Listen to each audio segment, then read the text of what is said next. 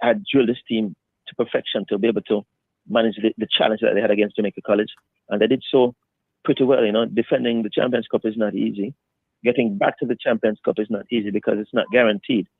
So to defend the title, you first have to qualify again, and they did that. And on the final, they rose to the occasion and did a very good job in being able to come away 3-1 winners. One of the things I like about this Glenmore team is that they have so much belief in what they do, very methodical, and they possess the ball very well, and at times they seem to run the opponents in the ground. After the equalizer from Jamaica College, they seem to be put off their game. Uh, do you think that JC getting in their faces, trying to press them a little higher, they should have continued that in the second half? Yes, that's certainly what they should have done. But you see, the press is not an easy thing to do all the time. To press your opponents for 90 minutes requires a certain level of fitness. And as the season wears on, you find that the wear and tear tells. And Jamaica College struggled with injury as the season progressed. A number of the key players just weren't able to go the final mile for them. They weren't able to stand up to rigors over 90 minutes. A couple of the key players weren't able to play some of the games due to injury, or they played a half of a game due to injury. So I think the injuries caught up with Jamaica College as the season wore on, and I think that would have impacted what they would have wanted for the season. I think you made a great point. We know that the talisman for JC is Dylan John, and in that game he was closely marshaled, never really had much impact on the game.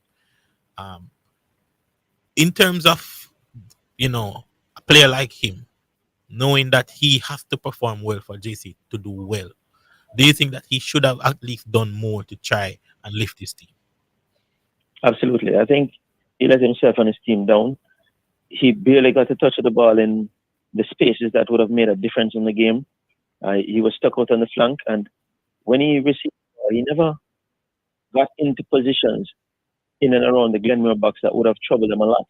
And I think for their part, Glenmore did a really good job in denying him spaces, in denying him opportunities to get any kind of look-ins at their goal, or to be able to impact the game in that way. And I could see the frustration on him, because I was looking at him during the course of the game and I realized that he got frustrated. There's a point where he was really frustrated because he knew that he wasn't impacting the game in the way that he needed to, because he was overseas for a while, and when he came back, he started to make the difference. And I spoke to him about it, and he said it was the chemistry. The chemistry had come back to the team. But at that point, right there and then, in that final, when he needed to be that one, because he was the one for the team, and he needed to be, and he just wasn't able to. And obviously, it's a combination of what the opponent allows you to do and what you are able to do. And I think it was a lot to do with how they set out, how Glenmore set out to deny him to become the big impact player that he needed to be. So kudos to the coaches, the coaching staff for scouting JC and knowing how to limit the impact of their biggest player. One of the big talking points coming into the game, certainly from the Jamaica College perspective, was the suspension of goalkeeper Lynch. Could you shed some light on that for all the listeners? Well, based on my investigations, what happened is that, first of all, everybody knows that he was recorded for handling the ball outside of the goal area. That was a one-match ban. His behavior after receiving the ban is what, after receiving the red card, is what cost him to have to miss 2 more games. And based on the reports that I have gotten, it was justifiable. His behavior was atrocious, both physically and even after the game and social media. His behavior on social media too was unbecoming of somebody in his position. The things that he wrote on his social media page that he shouldn't have, it spoke to who he is. And we need to remember that last year he should have been the starting goalkeeper for Jamaica College. And for whatever reason, with his transfer surrounding the school that he left from to go to Jamaica College, he wasn't able to play. So things surrounding Lynch didn't begin. The problems didn't begin this season. It didn't begin with that particular match. It began from last season. So there are things that, when you look at it, you're not 100% surprised about what has happened. But those who know him will tell you that he's not a saint.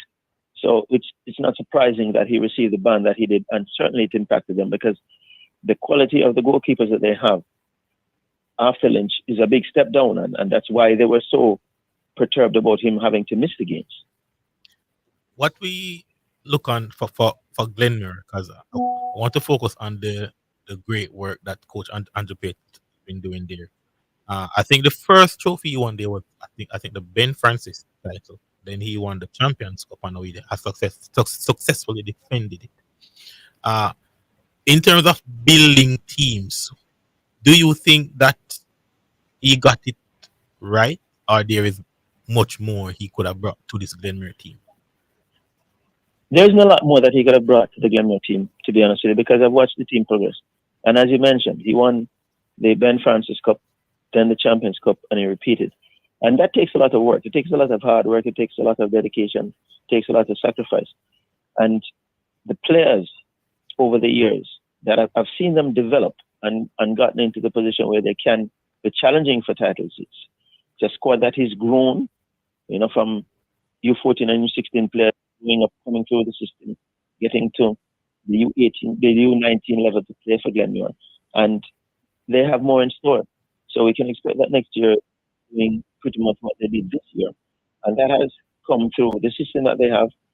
The coaches who coach at the under 19 level, some of them are also responsible for U16 and U14 as well. So everybody understands the system that they want to play at the school.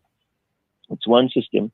And it's hard work to get people to buy in, to get people to play that way at the various levels. But he's done a tremendous job to be able to get that done. And it speaks to his dedication, the quality of work. And you have to raise your hats to somebody who's been able to get 3 trophies in 3 years. It's not easy to do. It's very difficult because it's school and players leave and players have to come into positions and fill the gaps and play in a system. And to be able to do that at the schoolboy level, it's very challenging. So kudos to Andrew Peart for what he's done. You and I know him from Taylor Hall, so we've known him for a while. And we have to lift our hats to him for what he has done and what we expect him to continue to do. Yeah, I think he made special mention of, because he tried so much to take the focus of what he has done, and he had to put it so much on the players. So I can see where the players will really, really trust him. But when you look at this Glenmore team and the makeup, one of the things that I think is lacking is a bit of steeliness, particularly in the middle of the park. And I remember specifically when you mentioned about St. George's in one of our previous discussions that their lack of steeliness and their lack of grit may cost them. And did you think that lack of steel, because Glenmore is a very good ball playing team, do you think that lack of steel may be not taking them into the final fixture today? No, I don't think it was steel. I think it was fatigue. You see, what Glenmore has is a good squad up to 14. So maybe that's what it was. Being able to have more players who could come in and play at the exact same level as those who you have as your main players. Because at this point in time of the season, it takes a lot. It takes a squad of maybe 20 players at the same level to win all the trophies because it's difficult. You play a lot of games in a short period of time when you get to the running. Everybody knows that. And that is why you've never had a team winning all 3 of the big trophies yet. It's just really, really difficult on the young bodies of these young players. And we have to remember that they're young men. At teenage level, you're still young. You're not professionals. You go to school. You have schoolwork to do. And we know that at Glenmore, school is very, very important. And I think that's what it is. But maybe they could have had more tougher players in the middle. I agree. They have a lot of flair players that will run at you, that will run by you. And maybe a little bit of steel could have added a little bit more to them. But I don't think that's what cost them in the end in the semifinals of the Costa Cup. So I want to jump to the Walker Cup. We saw Mona High basically dominating after conceding early against Excelsior High School. Mona, I know, were one of your big favorites to win the Manning Cup. How would you assess their season? I think they got distracted. Um, we know that Craig Butler is a man with a lot of bravado, and he thought that he could challenge on all fronts. So he wanted to win all the trophies at schoolboy level and also have the same players rotating into the Veer Phoenix project. And it simply can't happen. You know, they're schoolboys, they're youngsters, and you can't have them playing schoolboy football and at the Premier League level and dominate and win at all the levels. And I think spreading the squad too thin cost them when we started to have more games over a shorter period of time. And that is why they were unable to do what they wanted to do in the quarterfinal round. They ended up picking up Mr. Solitary Point and ended up playing in the Walker Cup. And so that is where they lost the focus and lost the chance of defending their Manning Cup. It was all down to their fault, overestimating what they could do and underestimating what it is that they would come up against. And in those 2 years, it cost them the chance of defending the Manning Cup, which I know that they particularly wanted to do. And this game in particular against Excelsior, uh, football is such a cruel game doing because it punishes you. Excelsior had Excelsior could have some been 4-1 glorious at halftime. chances, exactly, and they blew them, and they were out. They fluffed the lines, and in the second half, Mona showed that they're still tough, and they took their chances, and it was all them in the second half. But when you look at the chances that they missed after going 1 goal up, before Mona equalized, they could have been 3-0 up. And then at the end of the last kick of the first half, they should have gone into the halftime break 2-1 up. Missed another easy chance. And in the second half, Mona just came out and took their chances and dominated them in the second 45 minutes. And it teaches you that you must, in a final, in a championship game, you must be on your A game. There's no room for missing those type of opportunities. And Excelsior was severely punished. And I know they're left disappointed, but they can only blame themselves for not winning the Walker Cup yesterday. One of the things that certainly when Mona got the go-ahead goal, I started looking at the body language of the Excelsior players, and honestly, I never really liked it. From your perspective, did you think they did react well? Was right? Telling. Yes, it was telling. Because it's almost like they're saying, "Oh no, we've given it away," because they knew what they gave up at halftime. They knew that they gave up the opportunity to control the game and then to fall behind so quickly after the halftime break. Almost as soon as the second half resumed, it was like their minds said to them, "We've given this away," and they just never got back into it until they went 3-1 behind. Whenever I saw the effort coming from them again, they conceded too quickly. And when those 2 were conceded, it was game, set, and match. They were never going to come back against a Mona team being 3-1 down. Not in a final, not in a championship game.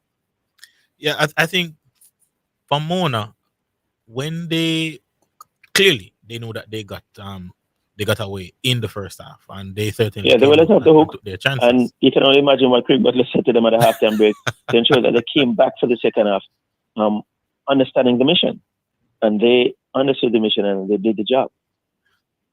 We're gonna take a break, and then when we come back, we continue our discussion regarding schoolboy football in Jamaica. Okay.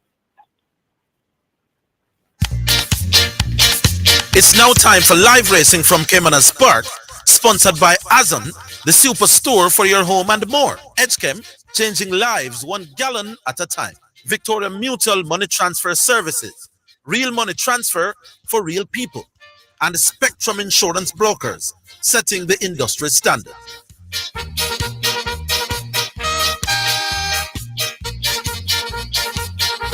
Welcome back to Kemana's Park. We're here for race number 6, and this is the iPrint Crown. We have a maximum field of 16, and they're going a distance of 1,400 meters or 7 furlongs.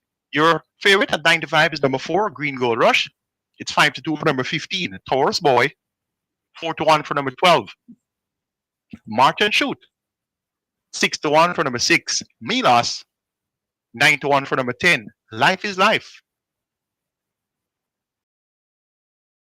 Number 14, Rani Bangala gets 5-1. They are market leaders, 12-1 or more for the others. As the final runner to enter the starting gate will be number 4, Green Gold Rush, the favorite and my selection, Green Gold Rush, currently at 9-5. Dr. Paulette OD, his selection is number 10, Life is Life. Make it 4-15, 14, and 6. My order of preference, Green Gold Rush over Taurus Boy, Rani Bangala, and Milas. We appear to have a lineup for the Iron Crown on Multi-Mile Day. Here's Kevin Burnside with the call. They're off and racing. Conundrum gives it away at the start and is left at the back of the field. As they head toward the 6 furlong point for Waller horses, with Milos on the inside, Provocativa out wide, and now Provocativa goes on with Rejected Raja. So Rejected Raja and Provocativa mixing it up on that lead. Milos watches them from third, right there too. That's March and Shoot. Coming in the middle, that is Burlap. They head towards the 4 furlong point, and it is Rejected Raja, just the leader from Burlap racing in second. Now Burlap goes on once again, so these two are still vying for it as they head toward the 3. Then comes Milos right there in the third. That is Burlap. But mixing it up on the inside, that's Provocativa. So it's Provocativa and Rejected Raja fighting for it. These two have been fighting for it all the way. It's still there, that's Milos. Out wide, that is a Taurus Boy. They're at the top of the lane, and the war continues up front. Milos has now burst through and got bleed on the inside. It's Milos in front and traveling well. Rejected Raja trying to come on, also coming on the inside. That is Life out wide, Provocativa, but it is Milos showing them a clean pair of wheel coming to the half of furlong pole. It's Milos in front and traveling well. Life is Life running on only for second. Also closing that March and Shoot. So Milos beats March and Shoot. Then comes Life is Life. Rejected Raja and Nakamura back in fifth. So number 6, Milos gets the job done. Robert Haldane for Greg Fennell and Colshire Limited. Milos got a perfect trip behind the speedsters and got that rail run at the top of the lane, and Milas comes good in the Iron Crown. Second went to number 12, March and Shoot. That one finished strongly. Third, number 10, Life is Life, also ran on. Fourth, number 7, Rejected Raja. And fifth appears to be number 5, Nakamura, for your high fives. Results of race number 5. The winner, number 11, Kaylin Melody. Kaylin Melody is a 3-goal bay filled by Casual Chick out of the Distorted Dam Darling, Bird Unreal SS Limited, owned Headley Davis, trained Robert Pearson, ridden Christopher Mandine, the groom Jacob Harris. Kaylin Melody returned, $338 to win, $182 to play. Second went to number 2, Lucy in the Sky, $314. Third, actually, was number 9, The General, and fourth went to number 3, Jay Spieth.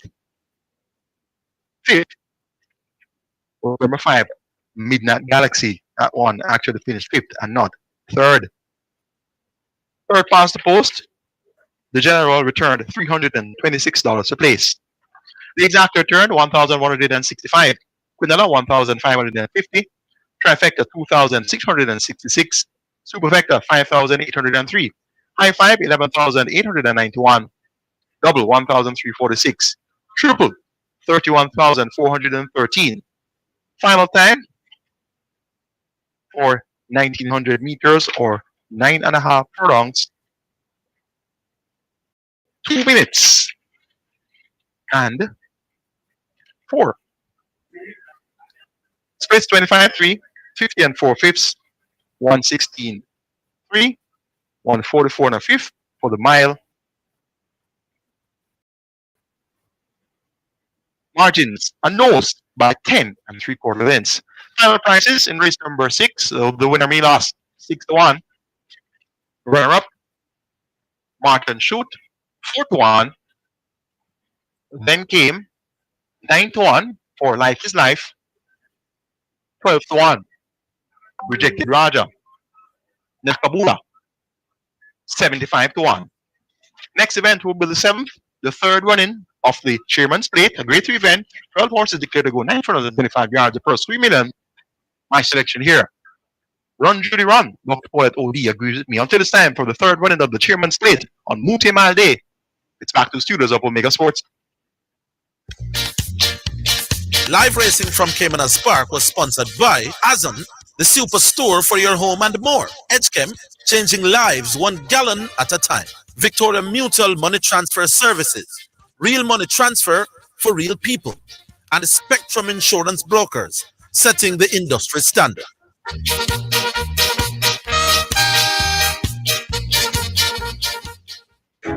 Drive your dream car.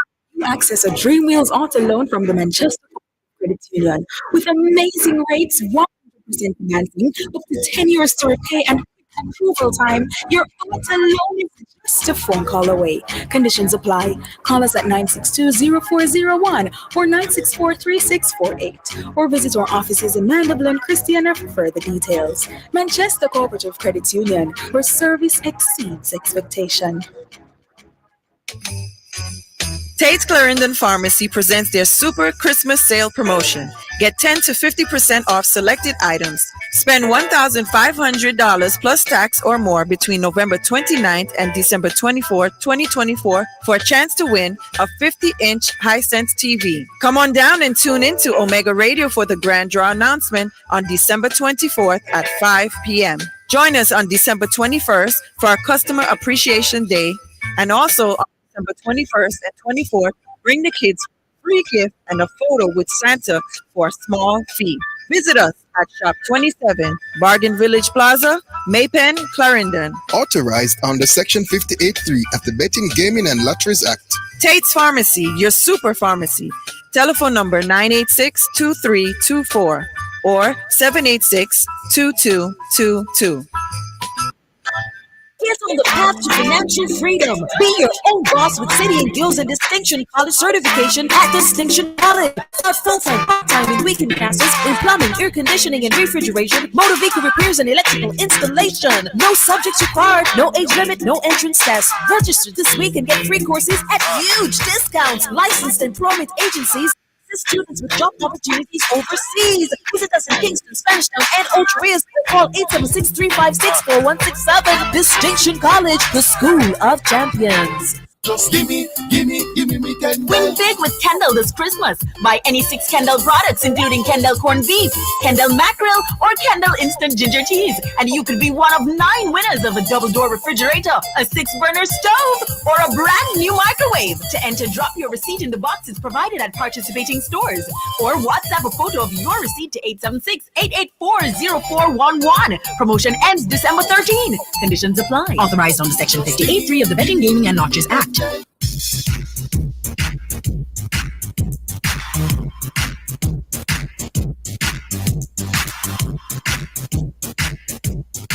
All right, welcome back to Omega Radio Sports. This is Yashima Love, and we go today to around 2:45 p.m. because, of course, we will bring to you the doubleheader at the National Stadium. We have the Ben Francis final at 3 p.m.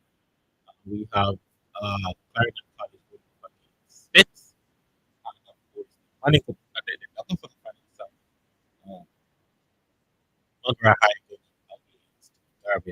Hi. We still have the CEO of Yalis on the line, we're gonna get into, of course, your alma mater, KC, lifting their 17th title. I remember asking you in the season, where do you have KC? And you said, maybe they're not ready, but we have good passer. What can you say about KC? Yeah, I think that over the course of this season, he was able to galvanize the boys into a championship team. The work was clear, it was obvious. He made changes to the midfield repetitively based on situations, and every time he made the changes, the boys responded. The strike force responded as well. He had a little bit of disciplinary issues that he had to deal with, and he dealt with them specifically. He dealt with them in the way that they needed to be dealt with. And I think at the end of the day, the squad benefited from it because the younger boys would have learned that nobody's bigger than the team. And so I think that over the course of the next few seasons, he'll be able to put together a squad that can continue to challenge based on how he dealt with the various challenges that he had during the course of the season. When he made the decision to leave some people out of the squad, people questioned him. But I think Casey benefited in a big way from all the decisions that he made. And when I saw them play and lose to Glenmore in the Champions Cup final, after the game, I went to some of the boys because I was there at the Cafe North Stadium, and I said to them, "Don't forget the feeling. Don't forget how you feel right now, because you'll meet Glenmore again in the Olivia Shield." That's what I said to them, because at that point, I felt that I saw all that I needed to see to believe that Kingston College would go on to win the Money Cup. I never said it publicly to a lot of people because I didn't want it to reach back to them and put any pressure on them from other people saying that Yada Sports said. And I protected them because it's my alma mater, so to speak.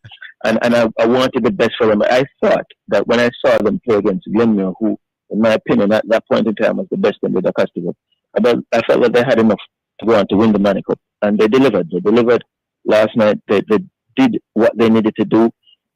They took a while to get into the game, but when they did, the press was impressive. They knew where they wanted to press. They knew the areas that they wanted to attack St. Catherine to win the ball, and they did that. And every time they did that, it was a threat that led to a goal-scoring opportunity, and then they converted a couple of them in the first half. And the start of the second half was the most important, because the third goal of the game was always going to be the deciding factor, and it turned out to be just that.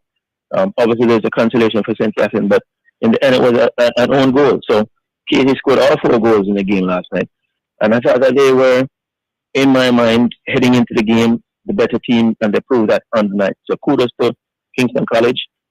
It's the start of the celebration of 100 years of existence of the school. That will be celebrated on the 16th of April next year.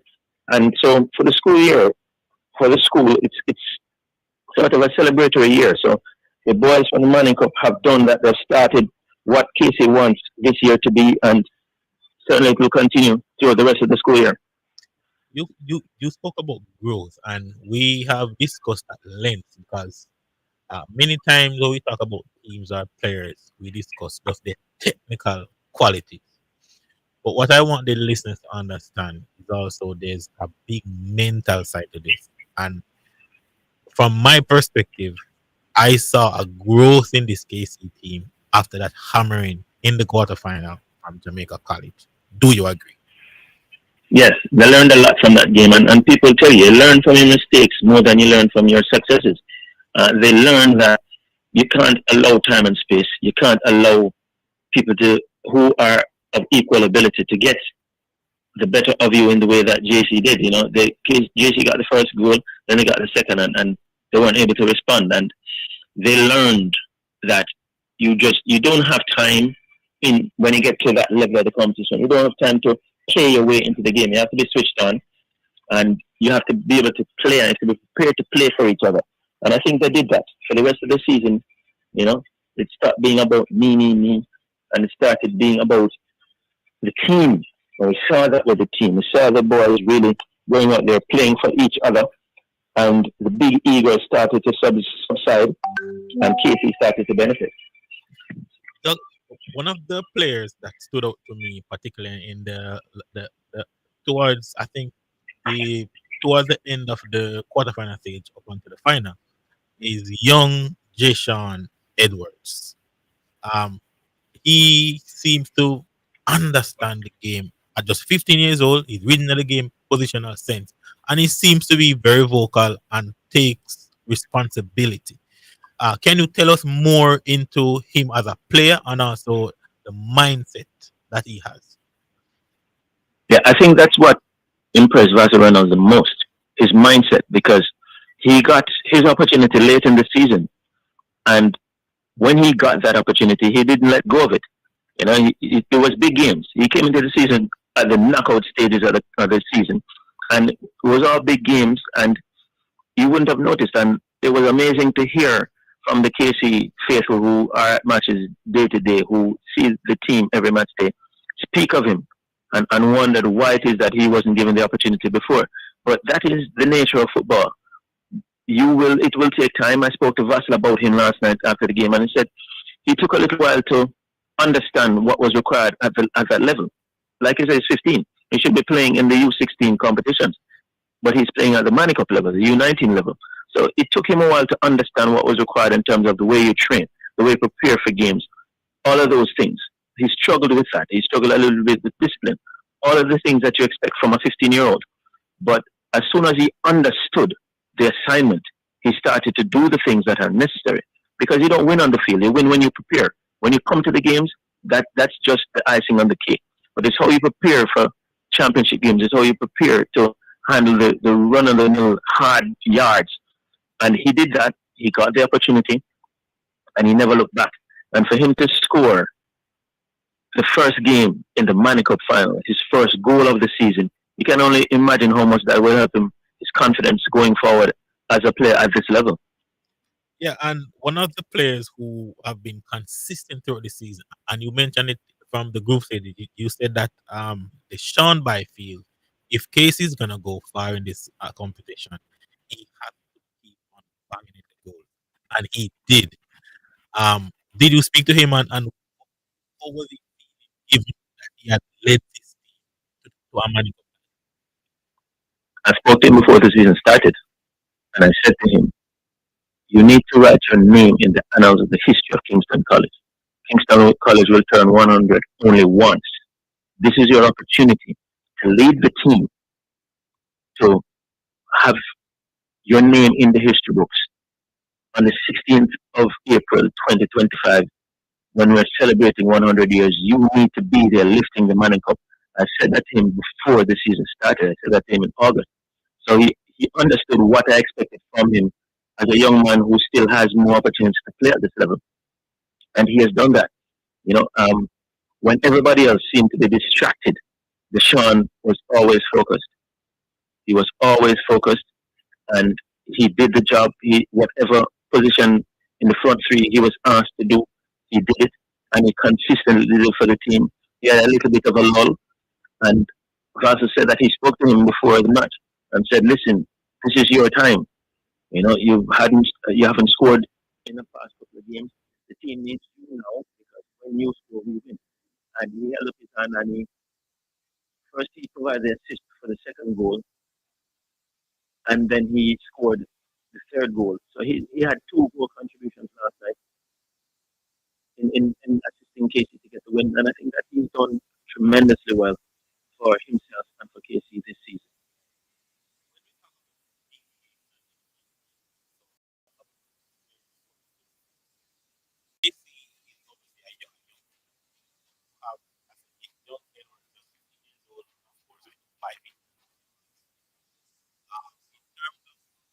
Forward, surely Casey is definitely for the next 2 to 3 years with the Manny Cup. Yes, they won't be able to hide next year. People will see the quality that they've shown this season. They'll see that a lot of the players are coming back. So it won't be a case of trying to build anything now. They'll have the bulls on their back, being the defending champions of the Manning Cup next season. But I don't think that they'll have any fear because of the experiences that would have had over the last 2 years. Last year, nobody expected Casey to perform the way that he did. Vassal had just come in. It was a bunch of players that were like 16, 15 years old. The squad was devastated by the movement of a number of players when the previous head coach left. A number of players got scattered all around the Manning Cup. I know at different schools. So it impacted the squad in a big way. But Vassal was able to pull it together and get the team to two semifinals. And the boys didn't forget. They didn't forget. They built on that. And over the course of the season, they were able to pull through, come all the way to the Manning Cup final and to win it. So those experiences over the last 2 years, they will take with them into next season, and players will be coming up, and so they will know that their job now is to defend the Manning Cup, and they won't be anywhere to hide. You have to deliver, and I'm certain that they will embrace that opportunity next season. So I want to say a big congratulations to Kingston College, the newly crowned Manny Cup champions. Mona High, they won the Walker Cup yesterday for Glenmore High. Easter Water Those are the three football titles. Wait, now we are heading into the final game. Ben Francis final at 3 p.m. today.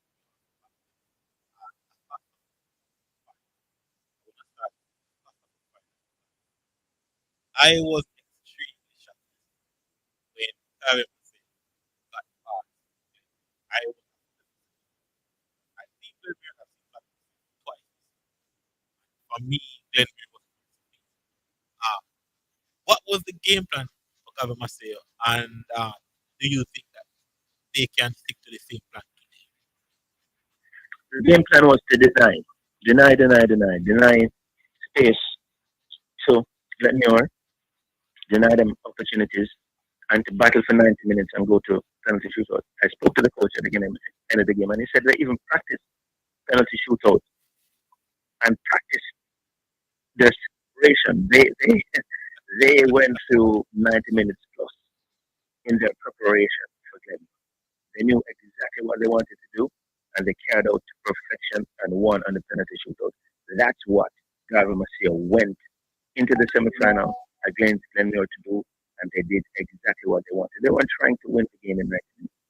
They thought that they had the superior goalkeeper who would get them into the final, and that's what happened. They got into the final.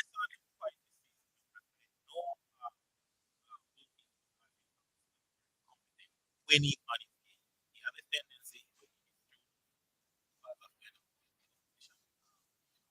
physically trying to, or even the fans. I also like and going forward, keep a Christopher Mundell very. But twice when I saw they gave up 2 and they lost 3-2 and in the quarter. So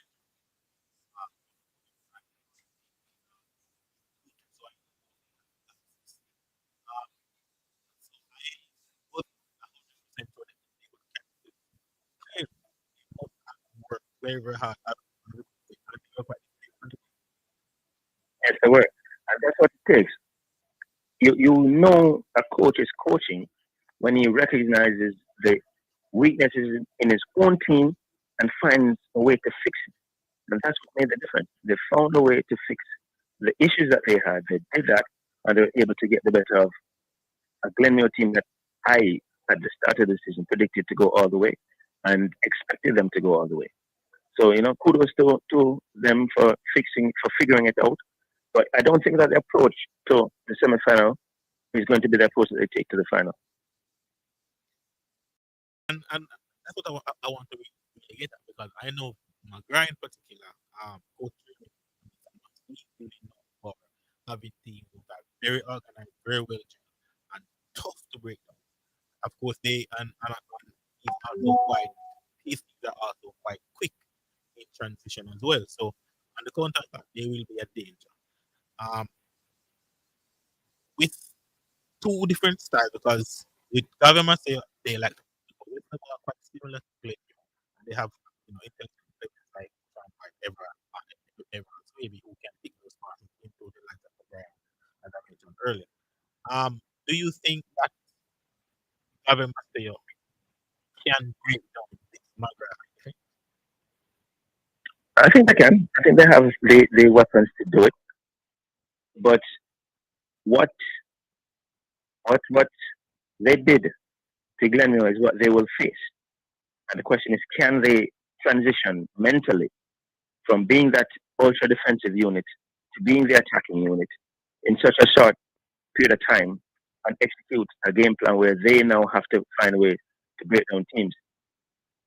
They'll have to answer that question, and they'll have to answer it on the pitch because we know for certain that McGrath plays one way and one way only. When you look on their semifinal, McGrath versus Ultras, they were extremely effective on the break.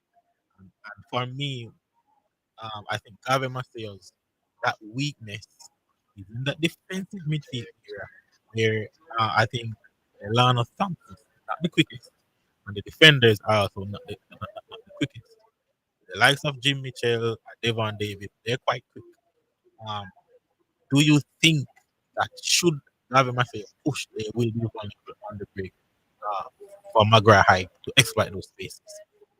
If they push with too many players too early, it can happen to them. And they certainly want to make sure that they don't do that because they would have seen what McGrath did, how they destroyed Oterius. They know that they have talented players who will score goals. So they have to ensure that they don't leave gaps at the back because this McGrath High team is searching for history. They're trying their best to create history again. Last year, they went and won the Ben Francis Cup, first ever title. And now they're back at another final, at the big dance. And they believe in themselves. They believe that they can get the job done because they know that winning a final comes down to details. And they have a very detailed coach. So it will be fine margins. It will be a case of fine margins and how you deal with the small details, the minute details. How do you deal with that to be able to get the results that you want? And as well drilled as Gavin Masia were when they came up against a team that they were defending against, that is exactly what they're going to be seeing. And that's what I'm saying now. It's the mindset. Can you switch on? Can you switch from being the defensive team to be the attacking team? And being in that mindset where you know that when I attack, I must also defend. I must also protect. Can they do that in that short period of time? Because that is going to be the difference between winning and losing the Costa Cup final today. And I honestly don't think that there is an overwhelming favorite because McGrath has firepower.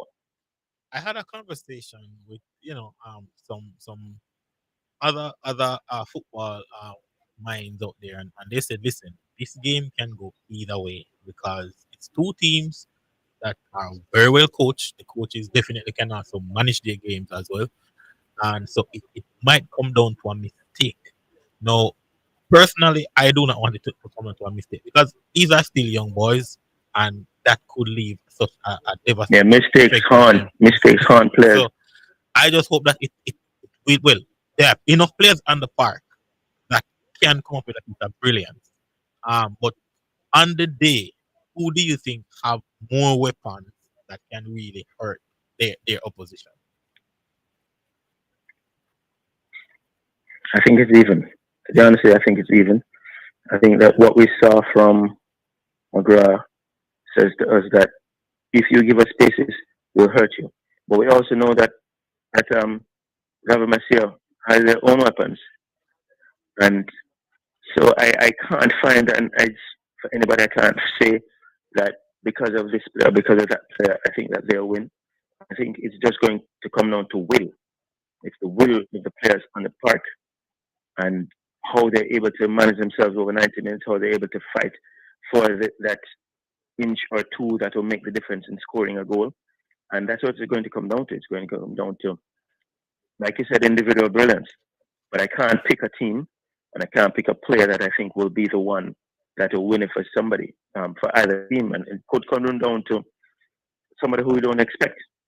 Much in the same way in the Champions Cup final where it came down to the individual brilliance of somebody who can strike the ball very, very hard to win it for Glenmore. So, it could come down to that. Well, certainly, we really hope that the fans will be treated to a mouth-watering clash.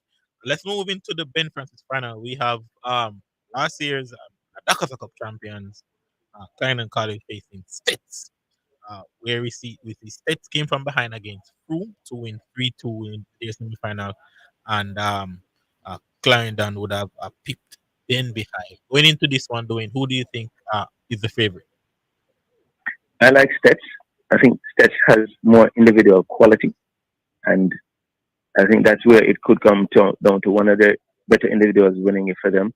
I've seen Clarendon College as well. I know they've gotten a little bit as the season has progressed, but I think that they lost too many players from last year, and that's why they didn't do as well as they would have liked in the Costa Cup. And I think that will cost them in the end because the Stets team is a little bit more mature and with a little bit more quality. So I like Stets for this one. One of the things that I heard about Stets is that they are a team that runs for 90 plus minutes, and to come from behind against Froome, because I saw Froome, I think, twice this season. And trust me, they're a hard running team, a lot of grit, and they fight until the end. Do you think also fitness, given that this is the final game of the season, it would also come to fitness? I think that the fact that the Cup, the Ben Francis Cup semi-finalists were decided so long ago, fitness shouldn't be an issue because those niggling injuries are things that they would have been able to deal with, and both teams should have come to the game fresh enough. So I don't think fitness should be an issue for this final. I think it's come down to the execution of the game plan. All right, we want to thank you so much. Listeners, please go over to Instagram, Yardley Sports, Yardley Sports _JA, and you see all live updates. You see videos of the goals, interview with coaches, interview with players.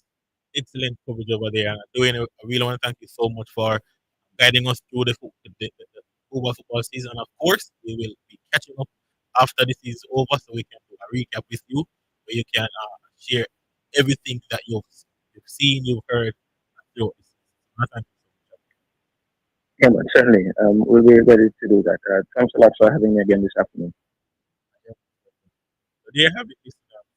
Dwayne Richards, the CEO of Yardley Sports. And just a reminder that we'll be bringing to you the doubleheader at the National Stadium. We have at 3 p.m. Ben Francis final.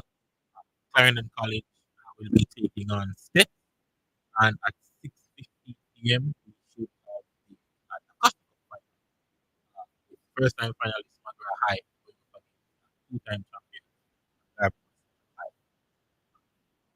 I want to get into something that has been bothering me. I've already raised this issue on the program, but we now have more information as it relates to the new deal that the J3, they are the body that oversees or track and field here in Jamaica. We know that track and field right now is perhaps the biggest sport in the country. And outside of the United States of America, from my perspective, Jamaica is the biggest name and also the biggest brand. And so we saw back in April this year, news broke of an offer that Adidas would have made to the J3 to become their new sponsors, right? And at the time, we had no idea. Well, the information that certainly I was getting was that the J3 would actually be renewing their deal. Now, it is important that we know details of what was in the offer from Adidas. So the offer from Adidas was back in April was I think 5.2 billion Jamaican dollars over the duration of 8 seasons. Now, included in that was, of course, some cash. We also had money allocated for traveling, money allocated for marketing, and also promotion of money allocated for athletes win medals at the Olympic Games and also World Championships. We'll take a quick break, listeners. When we come back, we continue the discussion. Puma's new deal with the It's now time for live racing from Kemena's Park, sponsored by Azon, the superstore for your home and more. HM, changing lives 1 gallon at a time. Victoria Mutual Money Transfer Services, real money transfer for real people. And Spectrum Insurance Brokers, setting the industry standard.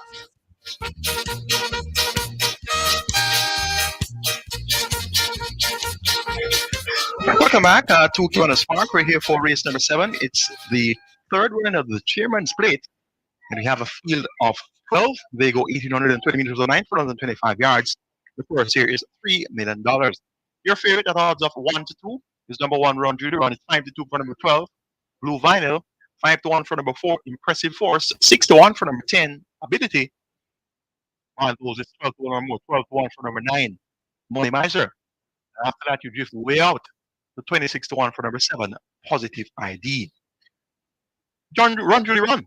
That's your first call selection. Yours to the Michael Kane and Dr. Paul Letter D. We agree on the favorite. Make it 1, 4, 12, and 10. My order of preference. Run Judy Run over Impressive Force, Blue Vinyl, and Ability. Results of race number 6. The winner of the 6th event, number 6, Milas.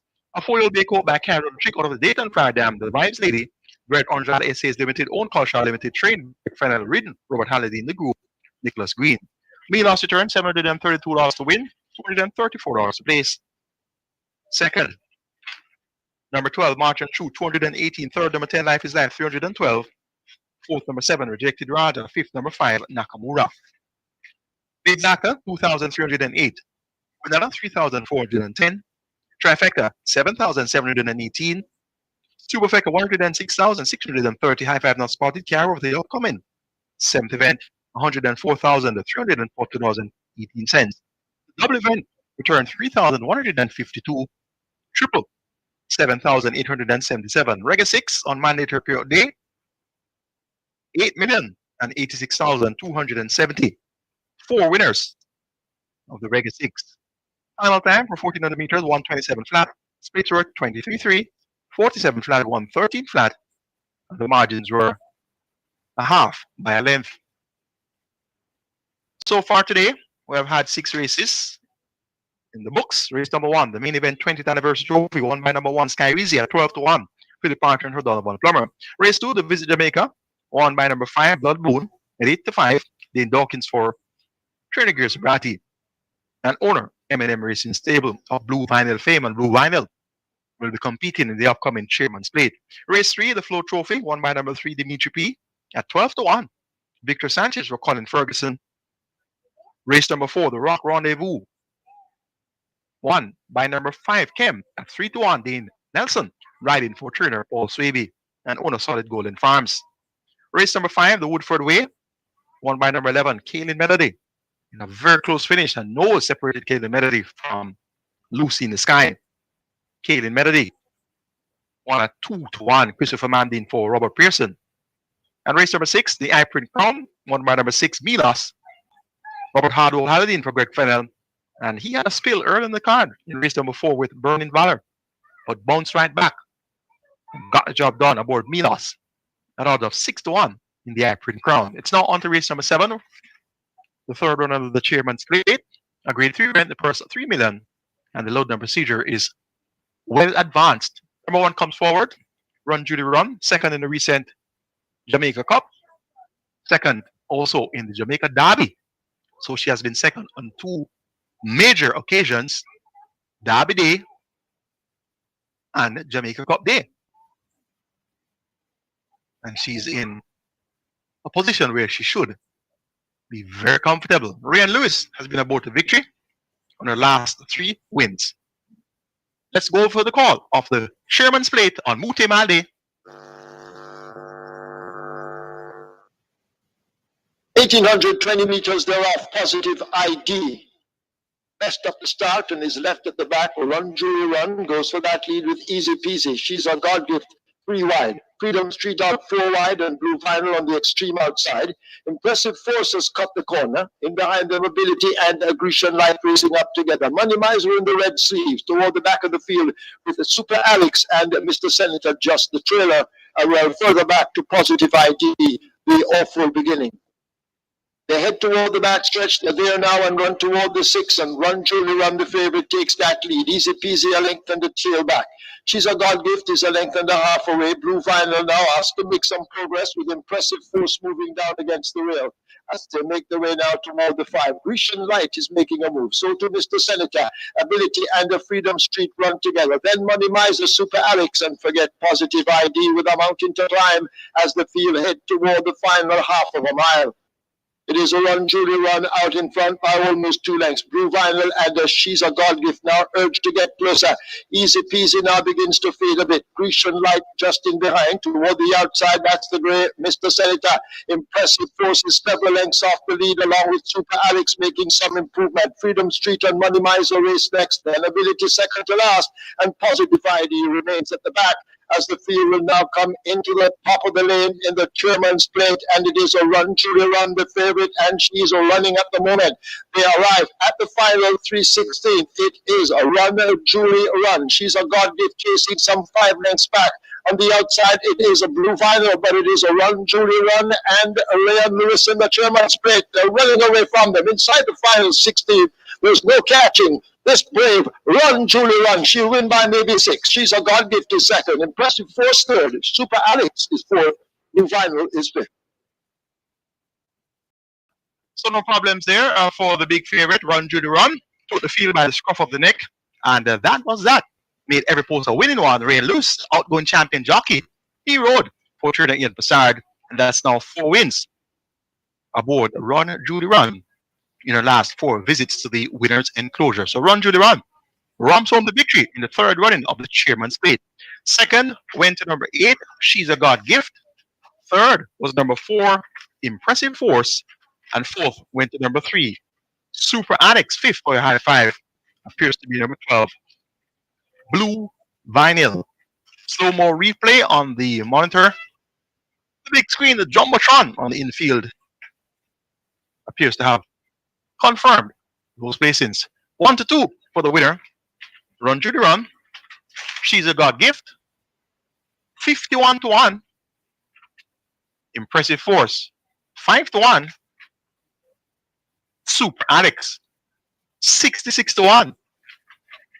And Blue Vinyl. 7 to 2. Next event for the 8th, the main rare gold. We have a field of 15. Declared to go posters. They go 14. I mean to go 7 furlongs. The first 1.5 million. It's a restricted states contest for importees throws not under 3 and native bred throws and 4 years under 4.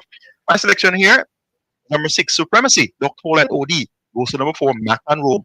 Until it's time for the Mayberry Gold on Mookie Mile Day, it's back to the studios of Omega Sports.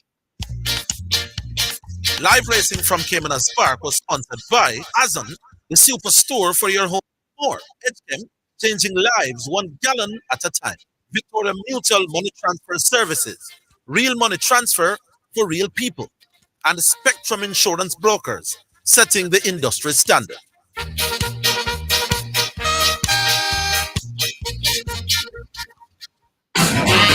at Azan Super Center, you can fill your Christmas list. It's a Christmas to remember. Get ready for Azan Super Center's Super Sale. From now until Christmas, experience the sale event of the season with incredible savings and super deals. Come get your decorations, lights, gifts, and all the best items for your Christmas party. Why ship when you can shop at Azan Super Center? Our sale is on, so why wait for freight? So this Christmas, make it Azan Super Center for sure. It's a lifestyle. It is your right to know what you want. Information at your fingertips. It's for the man in the streets, for those in business. Information for everybody. No one has it, so you can use it to develop your community. Your right to know information at your fingertips. A message from the Access to Information Unit. Security guards must be certified to get licensed to work, says the government. Don't hesitate, don't delay. Get certified and enter a prosperous career with local and City and Guilds International certification in security personnel in 6 to 8 weeks at Distinction College, an approved City and Guilds Center endorsed by the PSRA with locations in Kingston, Spanish Town, and Ocho Rios. Start classes very soon. No subjects required, no experience required, no entrance test, no age limits. Call 356-4167.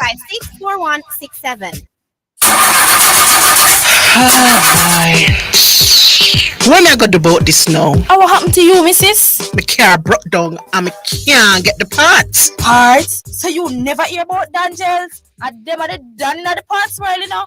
Them have parts for Hyundai, Toyota, Nissan, Mitsubishi, Isuzu, Mazda, Subaru, you name it. Them have it. Visit Danjan Auto Spares and Accessories in Kingston at 20 Balmoral Avenue, Kingston 10. Telephone 9299146, or in Maypen at shop number 10, 1A Chapperton Road. Telephone 9867142. The Jamaica Anti-Doping Commission JADCO needs your help to eliminate doping and keep sport clean. If you have concerns about any doping activity, you can share the information with JADCO anonymously. The information you share will be treated with the highest level of confidentiality. Make the right call if you see something, say something. Protect clean sport, protect our legacy. To report doping activity, call 888-429-5232. Or visit the JADCO website, jadco.gov.jn. A message from the Jamaica Anti-Doping Commission. Spectrum Insurance Brokers pride themselves in being professionals in the field of insurance broking, claim settlement, and risk management services for over 35 years. We offer a wide range of insurance services, including motor, property, liability, accident, life, and international health for individuals and companies at competitive rates. Call 926-3572 or visit 7.5 Haining Road, Kingston 5, or shop number 3, James Plaza, Mandeville. Call 625-6804 or visit online spectrumjamaica.com. Spectrum Insurance Brokers, setting the industry standards. I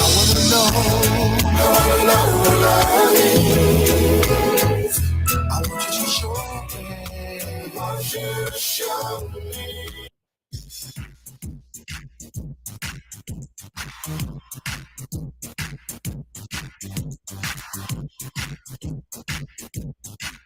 All right, welcome back to Omega Radio Sports, and I want to thank you for joining me on this Saturday, December 7th.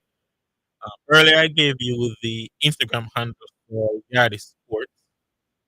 It's actually Yardi underscore sports JA. So that's Yardi, YARDE underscore sports JA.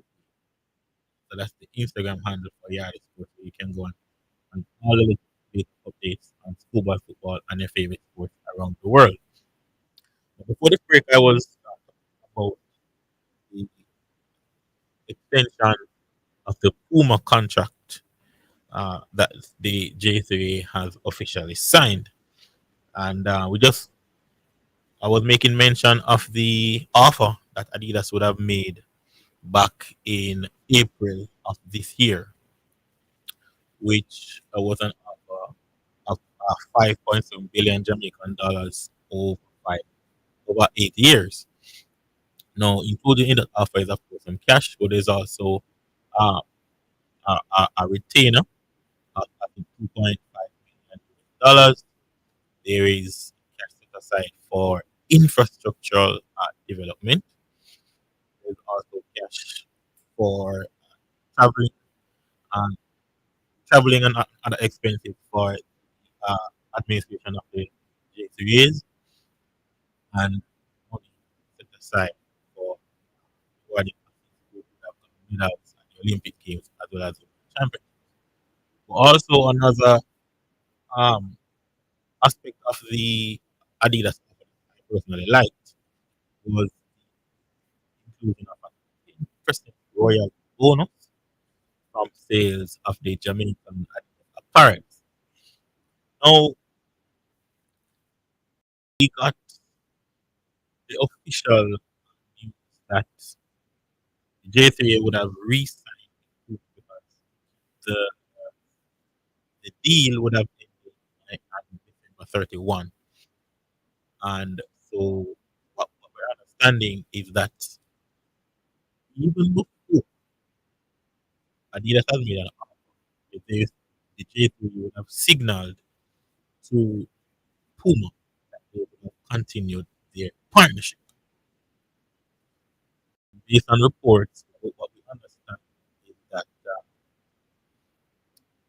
Puma would have had a right to first refusal clause in their contract with the J3. What that means is that the J3 is obligated to inform Puma of any competitive offer that they would have received.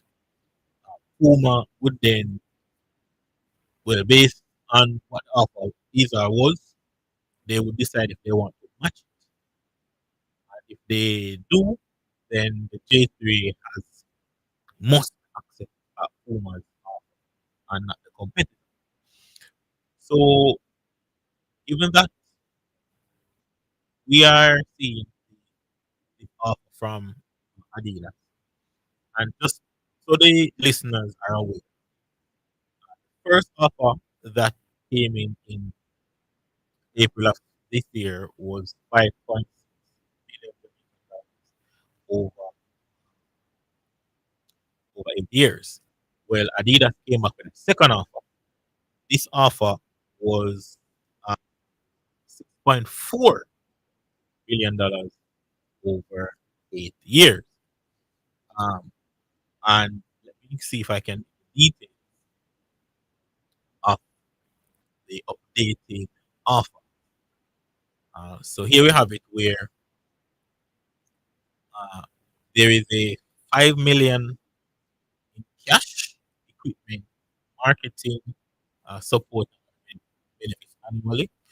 There's a proposed annual retainer of 2.5 million US dollars, or approximately 400 million Jamaican dollars annually. Plus, there's also a 2 million US offer in terms of general product supply from Adidas. That's 2 million annual. Again, for me, the most important aspect of this offer, what is publicly is that Adidas was offering $2.4 million, that's US dollars, towards facility creation. That $2.4 million would have been distributed over the duration of the 8 years in increments of $300,000 annually. So for 8 years, uh, Puma would give the J3, Adidas, sorry, would give the J3s 300,000 US dollars to go towards create. I want you at that point. I'm going to get back. Just want to go through the point aspect of the offer. Also, we're proposing $100,000 per year for footwear supply in development programs of our upcoming professional athletes. There's also 30,000 US dollar proposal towards programs identified by J3 top brass, and $160,000 over the duration of the contract for travel and other expenses, administrative of the J3A. And finally, here we saw they also proposed 400,000 towards the marketing and the promotion of J3As. Now, of course, there's also that 10% royalty bonus from sales of the Adidas, the Jamaican Adidas products. But for me, I think the inclusion of facility creation is significant. Why? Now, for me, we only have one proper track and field stadium, which is the national stadium. I know that there's a Usain Bolt track up by UWI, and Calabar has been track. I think JC also has been track. But on a national scale, we're always utilizing the national scale. Now, if we are going to promote ourselves as the sprint capital of the world, we're one of the major players in track. From my perspective, we should also have a track in Western Jamaica and in Central Jamaica. So if we're getting an offer from Adidas,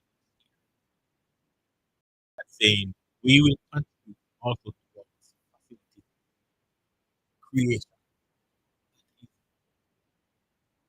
For me, an excellent offer. And let's not forget, I think it was 2023 champs, boys and girls championships. It had to be stopped for a while because the track was lifting.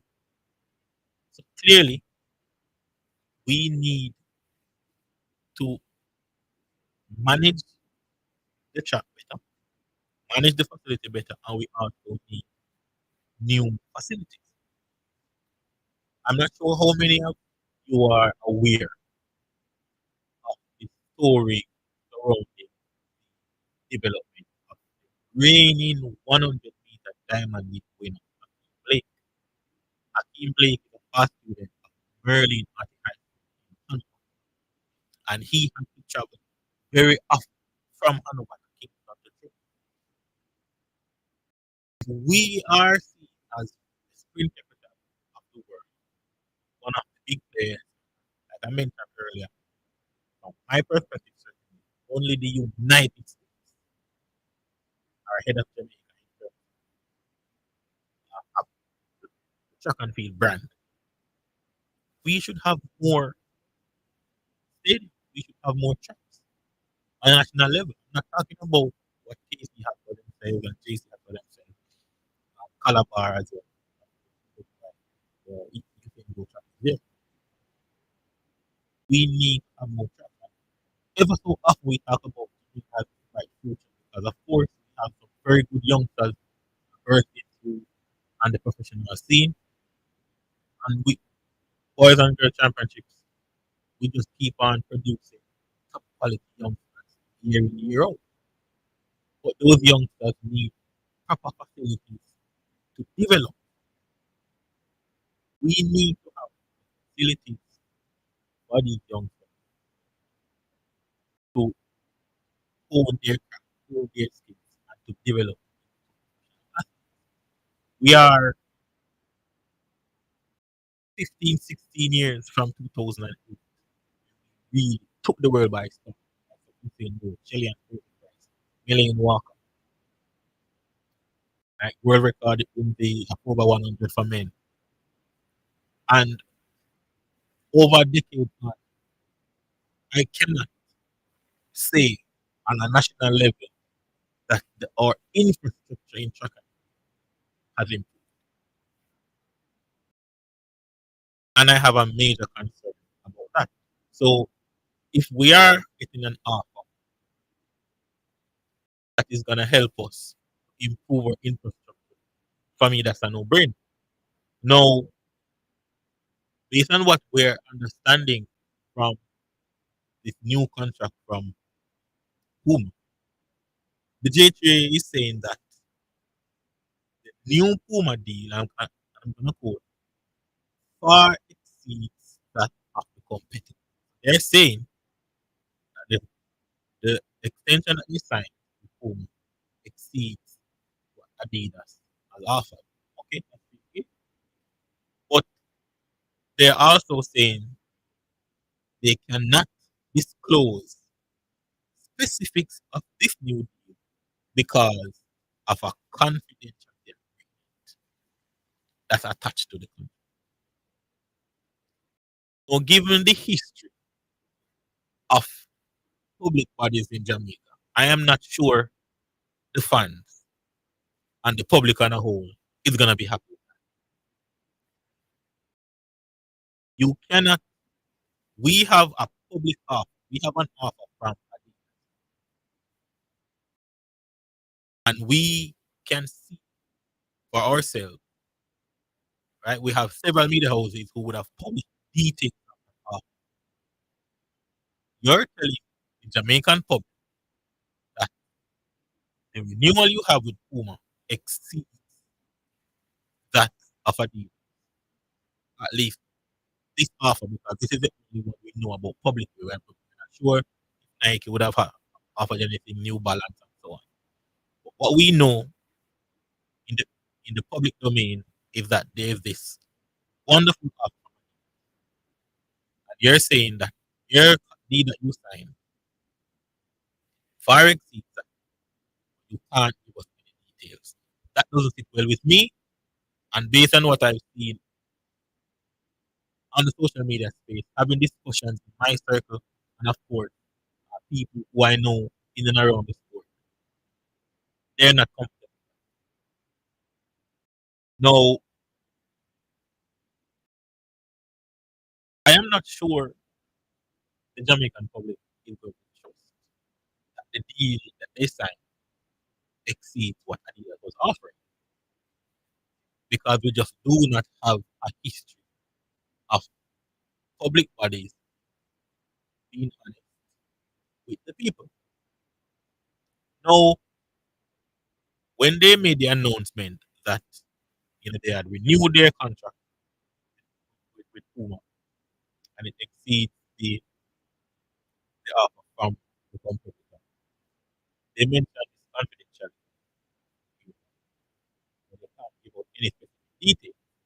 However, one media house said that they have information that one stipulation in the new Puma deal is that the Puma offer does not include any penalty for failing to achieve any medal target.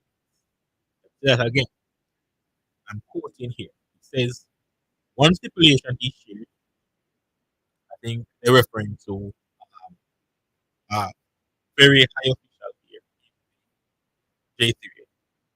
One stipulation he shared was that the Puma offer does not include any penalty for failing to achieve any medal targets.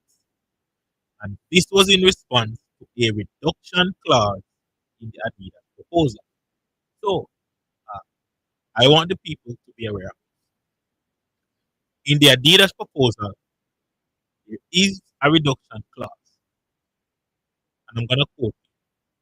And I quote, the Adidas proposal said failure by Jamaica to win at least 5 medals, including 1 gold at either the World Athletics Championships or the Olympic Games, then the annual retainer for the subsequent following contract year would be reduced by US $250,000.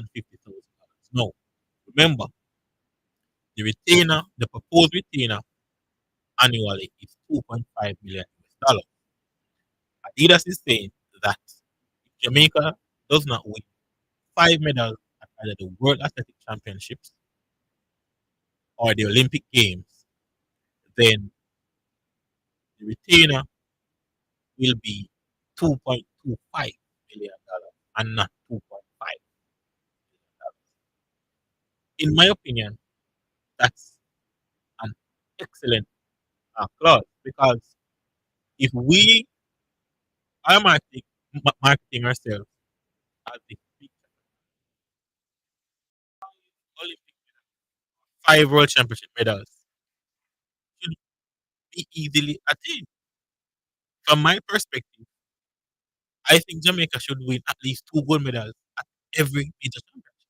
Given where we are now, given the young athletes and the experienced athletes that we have now as professionals, 2 gold medals, I think, for Jamaica should be easily attainable. Of course, nothing is promised, because preparation must be undisturbed or smooth. We all know, we know injuries are part of the game, but all things being equal, with athletes, they're healthy. 2 gold medals is easily attainable, and 5 medals, any major championship is attainable. So if they think that putting out this one stipulation in the Puma deal to say, hey, even if we do not achieve 5 medals, we will still have the retain. Track and field is a business, and sports on a whole is a business of performance. If you perform, you can always go back to the table to say, hey, I achieved this. I think we can revisit certain terms, give us more money, give us more you must perform. So if the J3 is not confident that they can create a situation where they give the athletes all the necessary tools and conditions for them to perform to get at least 5 medals, including a gold, if the J3 are worried about that,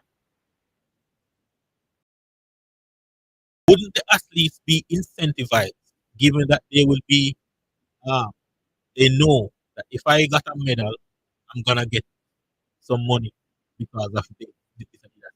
Wouldn't that be an incentive for the athletes to try and perform even more? So I am not sure putting out this one stipulation to say, hey, there are no reduction clause if we don't get 5 medals. I don't think it's the case. And if you can share this one stipulation, you certainly can share all the details of the contract. Because if you said there was this confidentiality agreement that you can't discuss anything, but or you can't make public any detail of the contract, but you just did one stipulation here with the reduction clause in the Adidas deal. There's none. You say there's none in the Puma deal. So I think the Jamaican public needs to demand more details from the The Jamaican media must also push to get as many details as possible about this deal that the J3 would have signed with Puma. Because we need to know and prove that indeed this new deal far exceeds what Adidas was offering. Because if it doesn't, then there are many questions that we have to ask. This one stipulation here for me, I now have more questions than answers. I don't know about the J3.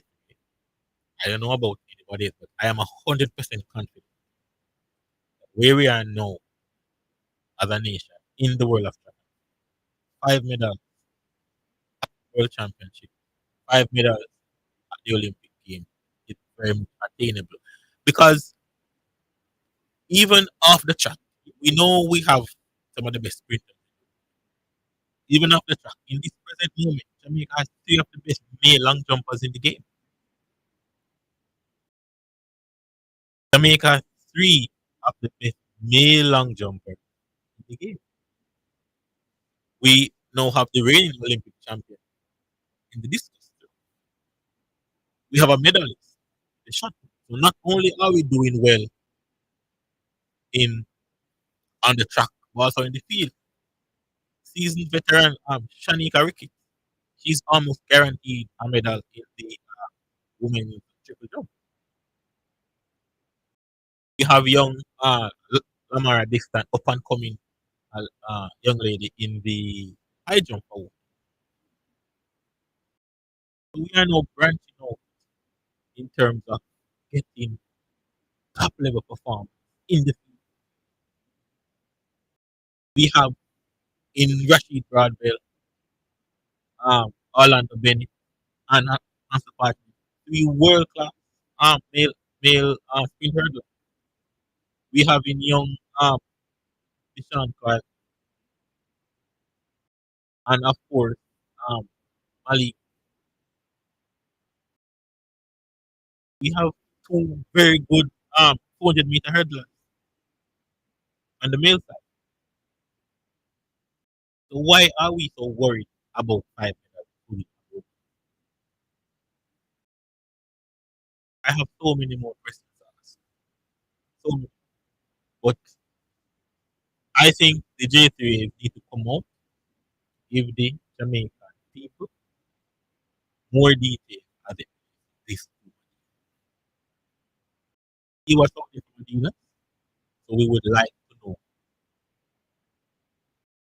what exactly makes this woman far exceed what they or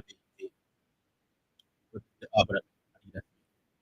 And with all that, you have an added bonus of a 10%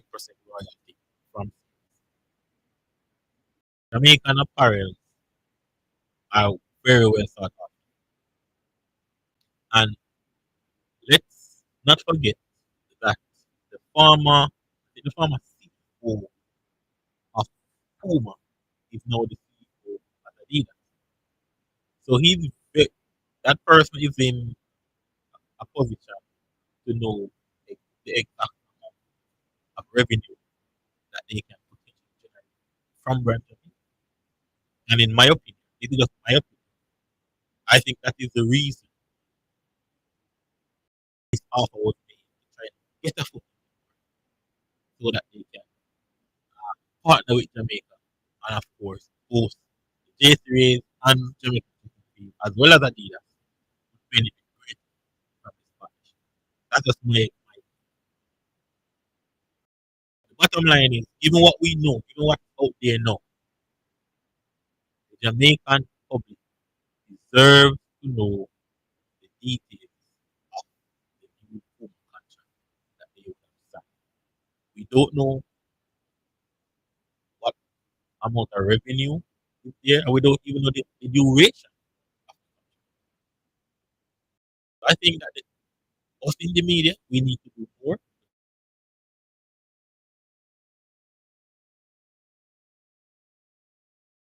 Themselves.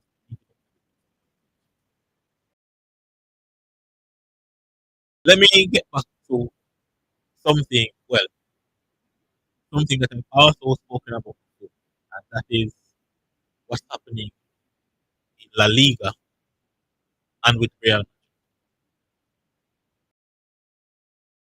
So, of course, in the summer, Real Madrid would have added French superstar Kylian Mbappe to the roster. They are the reigning La Liga champion. They're also the reigning European. And having added French superstar Kylian Mbappe, I remember one football pundit, ESPN, La Liga should not only watch out, but the rest of the world is prepare themselves for a real dominance. Well, so far, I don't think I don't think La Liga is worried. I don't even think, and by extension, the rest of the world. Currently, Real Madrid are sitting second place in La Liga behind FC Barcelona. We know FC Barcelona is going so much in terms of their financial situation.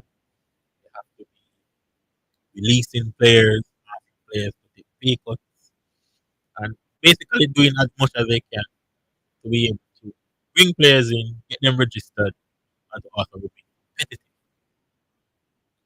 So in this summer, they would have brought in Spanish playmaker Danny Olmo from RB Leipzig, who has Olmo played an instrumental role in Spain lifting the European Championships in the summer. But their main target, FC Barcelona, was Nico Williams of Athletic Bilbao. Given their financial circumstances, they were not able to complete that signing. And so many experts in Spain, including the likes of Sidlo and so on, are just saying it is very likely that next summer, the summer of 2025, Nico Williams could very much be transferred to the Camp Nou. But Real Madrid, given their financial, they were able to add the powerhouse that was Kylian Mbappe.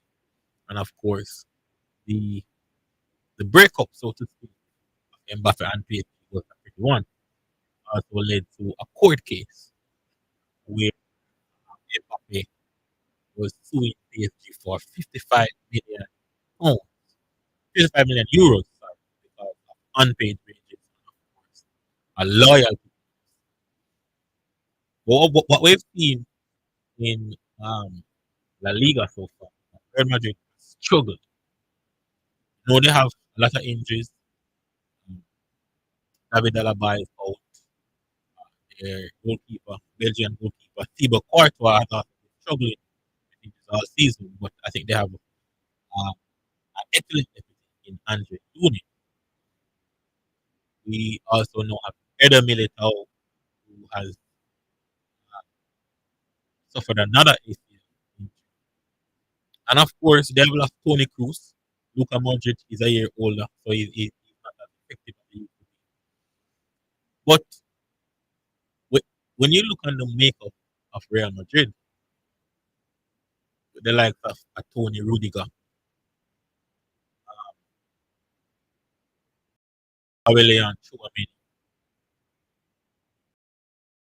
Federico Valverde, Jude Bellingham, Vinicius Junior, Lucas Vasquez, Rodrigo, that's still a high quality team. And then you add what many people say, I don't agree. Many people say that Kylian Mbappe is the best player in the world. I don't agree, but that's what many people say. But he has been struggling to adapt to La Liga, struggling to adapt to the way in which Real Madrid plays.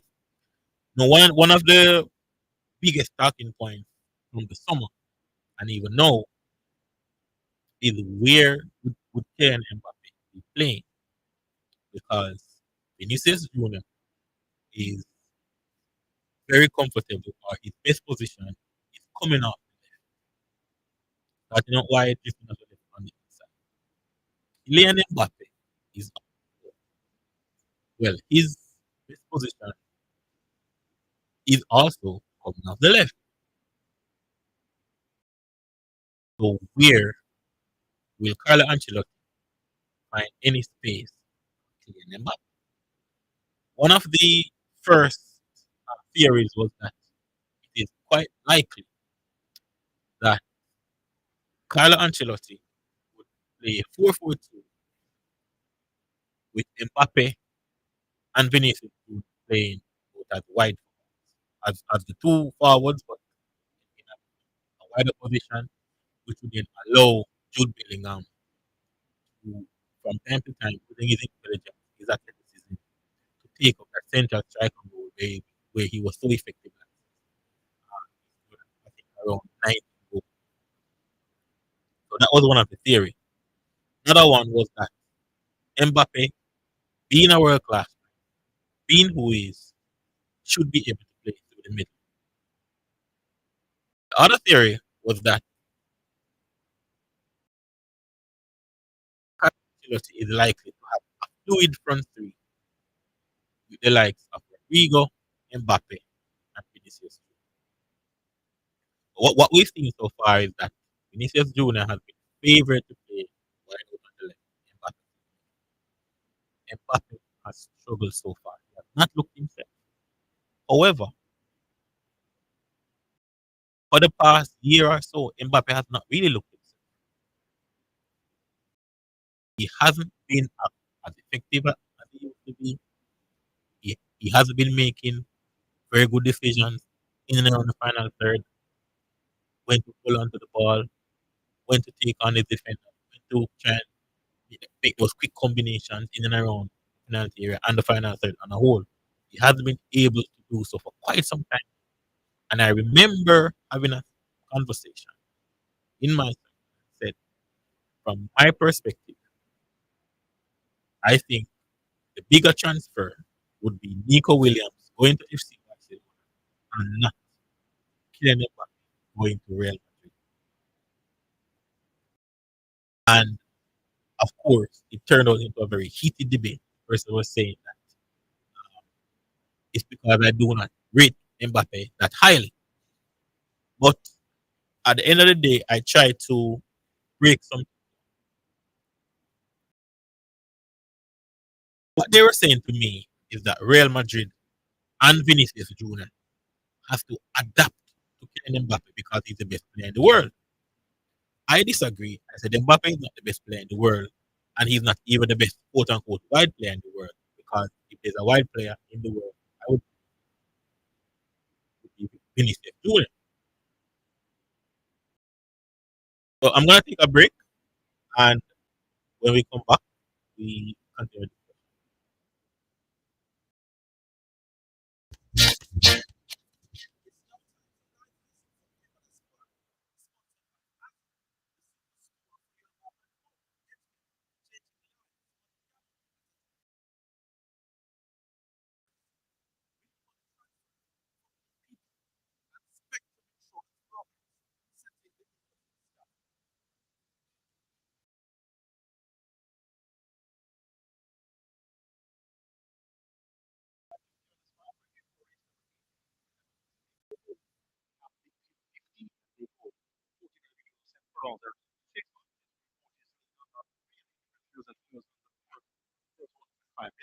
Your favorite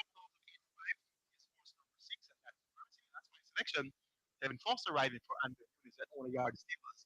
Supremacy is the choice here at odds 8 5. Dr. Quality goes to number 4 at odds 5. It's 2 for number 8, stable 8 of favorite Supremacy.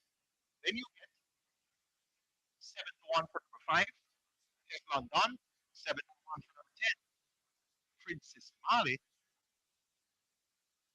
to 1 for number 7, Fearless Force, 12 to 1 for number 12, Red Scammer, Deputy Dinosaur, Trainer Patrick Bond, aka Chinlo. On those, it's 25 to 1 or more. Make it 6 8 4 10 my order preference. Supremacy taking the better of Captain Sparrow, Mac and Rome, and Princess Amali. Results of race number 7, the third running of the Chairman's Plate. The winner, number 1, Run Julie Run. Run Julie Run is a 3-year-old grade filed by successful native out of the left bank for them, Runaway Dooley. Red Ham Stable Limited, owned Karen Facade and Henry Pratt, trained Ian Facade, Ridley and Lewis, the groom Frank Spencer.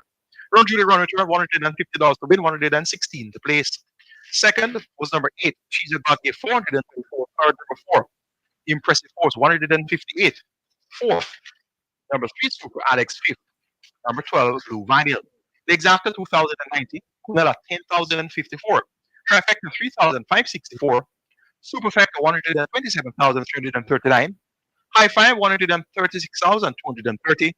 Double 1,160. The triple 2,054. Big four 8,350. Final time for 830 meters. A new stakes record 154.2. The splits 24.4.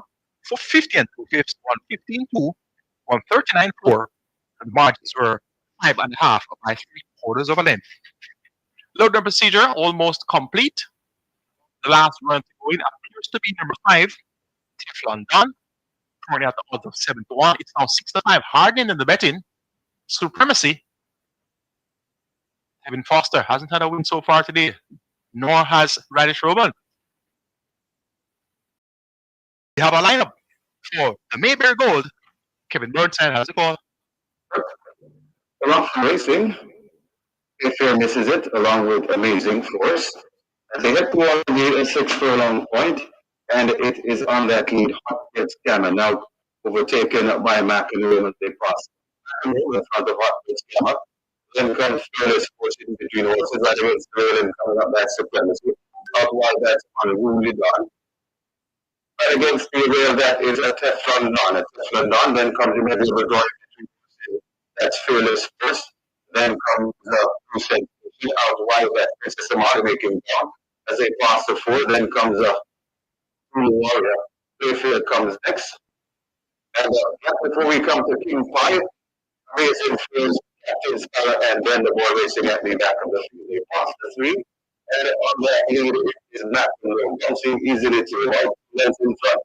Supremacy attacking with McEnroe, putting them into the lane. Supremacy taking them aim on McEnroe.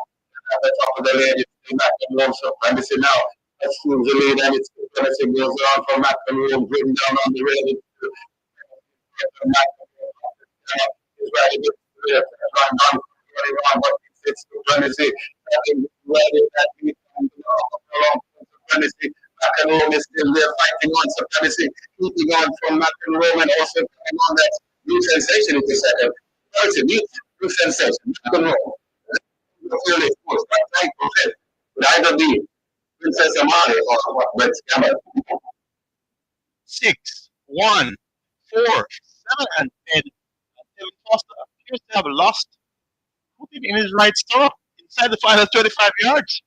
And that cost him significant momentum aboard Supremacy. But Supremacy has held on and scores over the late charging Blue Sensation. So Supremacy wins 6-1, 4, 7, 10. That's the way they came past post in the Mayfair Gold. The favorite, Supremacy, reigns supreme on Monte Malde. Final price of the winner, Supremacy, 6-5. Runner-up Blue Sensation, 28-1. Knock and Rome, long-time leader third, 5-1.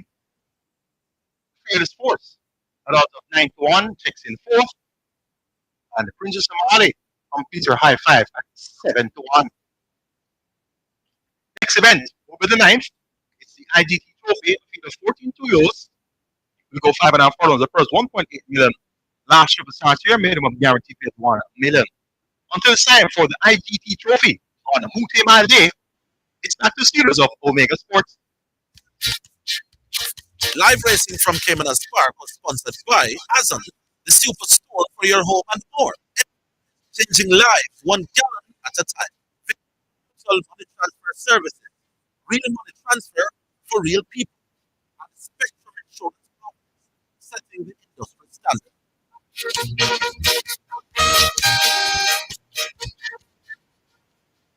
I need help with a vehicle cost this year. It's going through the roof.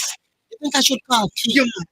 Don't you want a system that's easy for you? Yeah. You want the best price both at Yeah, man. I bet you want real-time alert and island-wide coverage. Yeah, man. So the smart they will give you a free 30-day trial. Yeah, man. Hey, tell me something.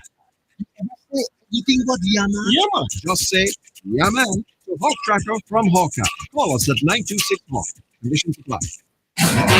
Here at the Super Center, you can fill your Christmas list. It's a Christmas to remember. Get ready for Azan Super Center's Super Sale. From now until Christmas, experience the sale event of the season with incredible savings and super deals. Come get decorations, lights, gifts, and all the best items for your Christmas party. Why ship when you can shop at Azan Super Center? Our sale is on, so why wait for freight? Always Christmas weekend at the Super Center for sure. That's a lifestyle. Security guards must be certified to get licensed to work, says the government. Don't hesitate, don't delay. Get certified and enter a prosperous career with local and City and Guilds international certification in security personnel in 6 to 8 weeks at Distinction College and approved City and Guilds Center endorsed by PSRA with locations in Kingston, and start practice very soon. No subject required, no experience required, no entrance test, no age limit. Call 358-4167. Slowing starting won't start. Visit Champion Battery Company Limited, specializing in automotive batteries, windshield repair, and headlamp polishing. Don't replace discolored head and tail light. Restore to factory-like condition with the Polyhog system. Glass technology, we save them. Everything priced to meet recession and your shrinking dollar. Champion Battery does it all. The battery of champions. Visit 59 Constant Street Road, Kingston 10. Telephone 926-2646. So refreshing. What's so refreshing, Sonia? The water is refreshing. Try it now. Where you get that from? No clean manufacturing water. So refreshing. I like it. Clean water. Located at 20 Stindon Commercial Old Avenue, Spanish Town, St. Catherine. Telephone number 876-335-0448 or 876-648-7192 or email cleanconcept@gmail.com. Upskill yourself and earn what you are worth with internationally advanced diplomas and associate degrees at IIRQ Engineering and Technical College. Registered with UCJJ and approved secure center. Get trained at global standards in 9 to 18 months and earn advanced diplomas and associate degrees in electronic and electrical engineering, logistics and supply chain management, motor vehicle repairs, business management, postgrad and food and beverage. Day, evening, and Saturday classes begin very soon. Register this week and choose a payment plan that suits you. Visit us at 32 Hope Kingston or call 876-322-4029. IIRQ, the Green Technical College choice. Don't get us Kendall this Christmas. Buy any 6 Kendall products, including Kendall corned beef, Kendall mackerel, or Kendall instant ginger cheese, and you could be one of 9 winners of a double door refrigerator, a 6-burner stove, or a brand new microwave. To enter, drop your receipt in the boxes provided at participating stores, or WhatsApp a photo of your receipt to 876-884-0411. Promotion ends December 13. Conditions apply. Authorized under Section 58.3 of the Vending Machine and Launches Act.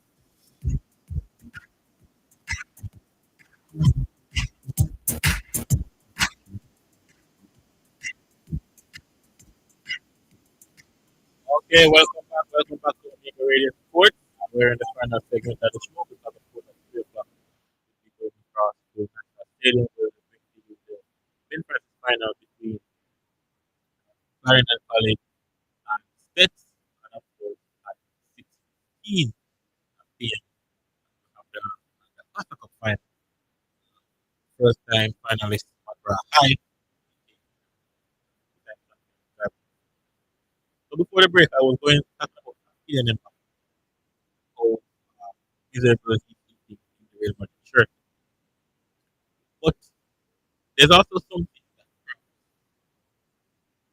that they're trying to keep over. So in the October international break,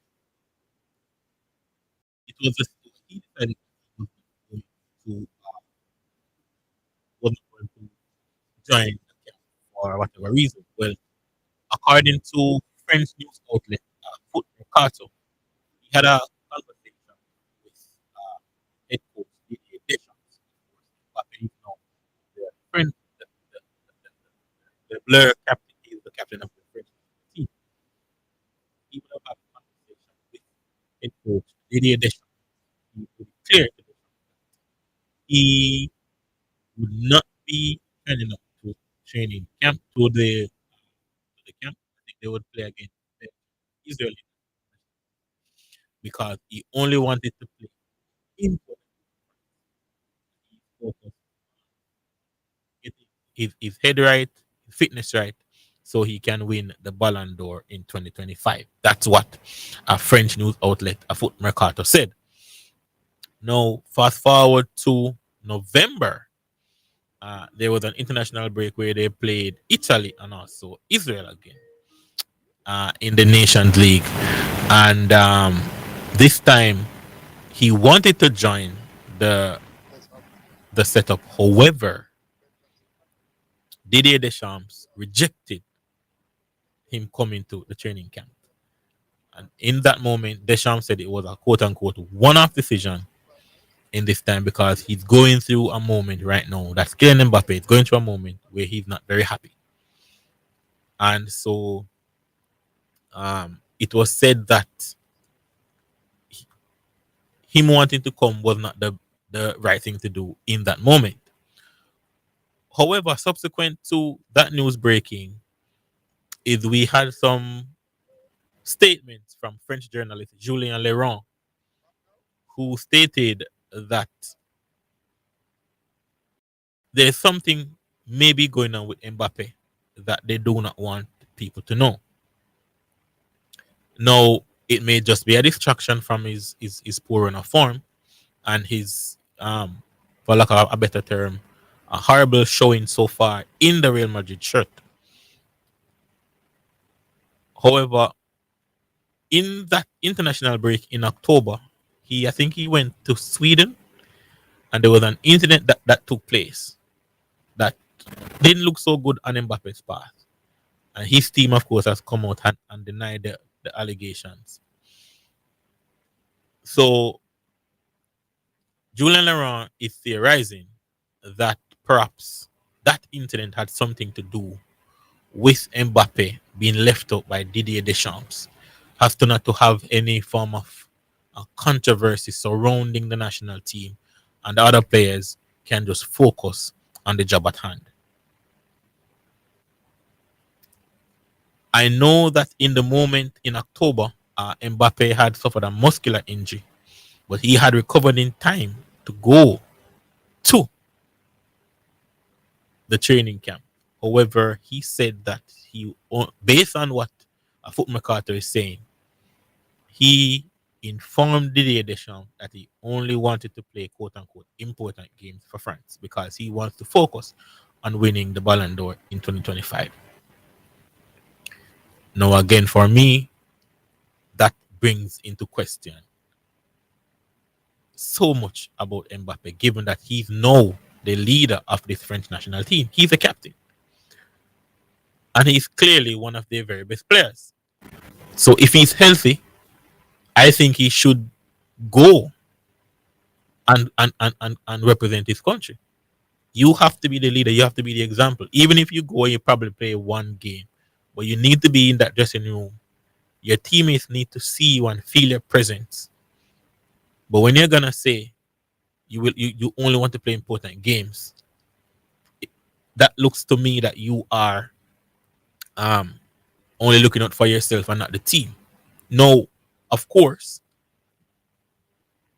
only Foot Mercato has put out this news. So I'm assuming that if this information is correct, and we haven't seen the team Mbappe, as they refer to, come out and deny what was said in that Foot Mercato publication. So in this present moment, that's what we have. And if it is that he's gonna put himself over the team, then I think that Deschamps made the right call when he said, for the November fixtures, we will not be needing your services. Yes, you're one of our best players. Yes, we need you here. However, that kind of distraction, that mentality, the mindset that you have, it is not needed in this present moment. And the reason I can make such a conclusion here is because we've seen in the past where the likes of Hatem Ben Arfa, even Karim Benzema, he never really had much. He never had a lot of caps under Didier Deschamps because Deschamps carefully picks his team where there's no ego. Everyone fights for each other. Everyone fights for the team. And so with Mbappe now coming forward, of course, your biggest star and whatever news surrounding Mbappe is going to be a big story. Whether he's going to the training camp, whether he's saying, hey, I'm not coming, it's going to be a big story.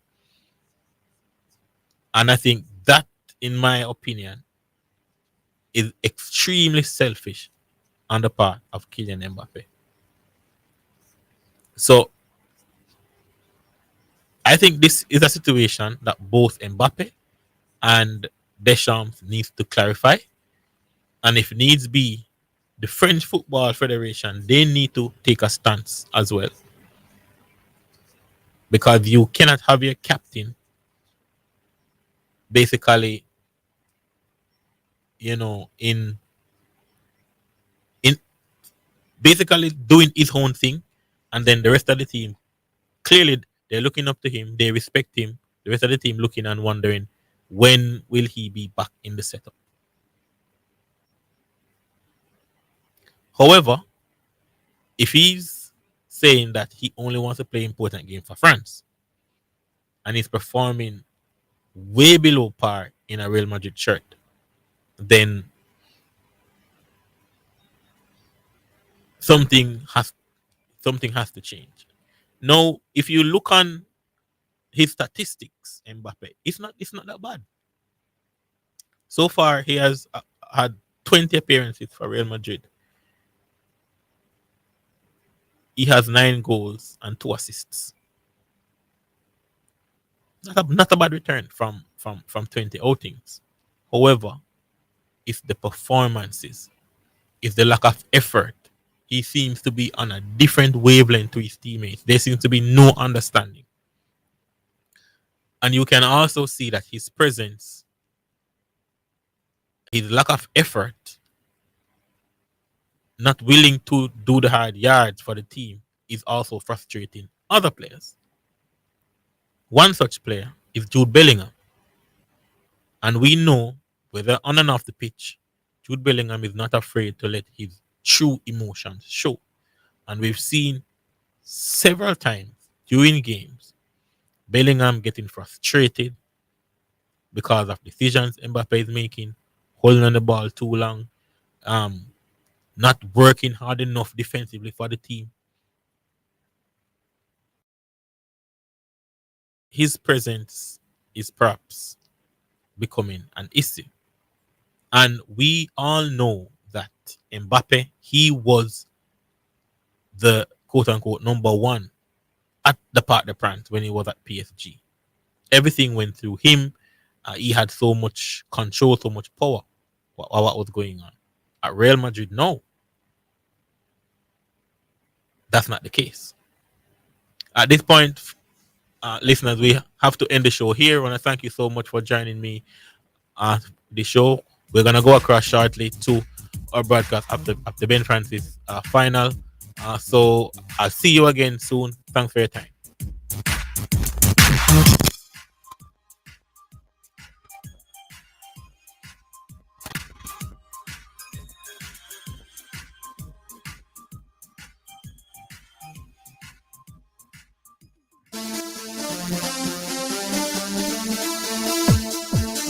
Live coverage of the 2024 schoolboy football season is sponsored by Access to Information, Right to Know, Power to Change, Western Sports, the sports people, Tax Admin Jamaica, working together to serve you even better.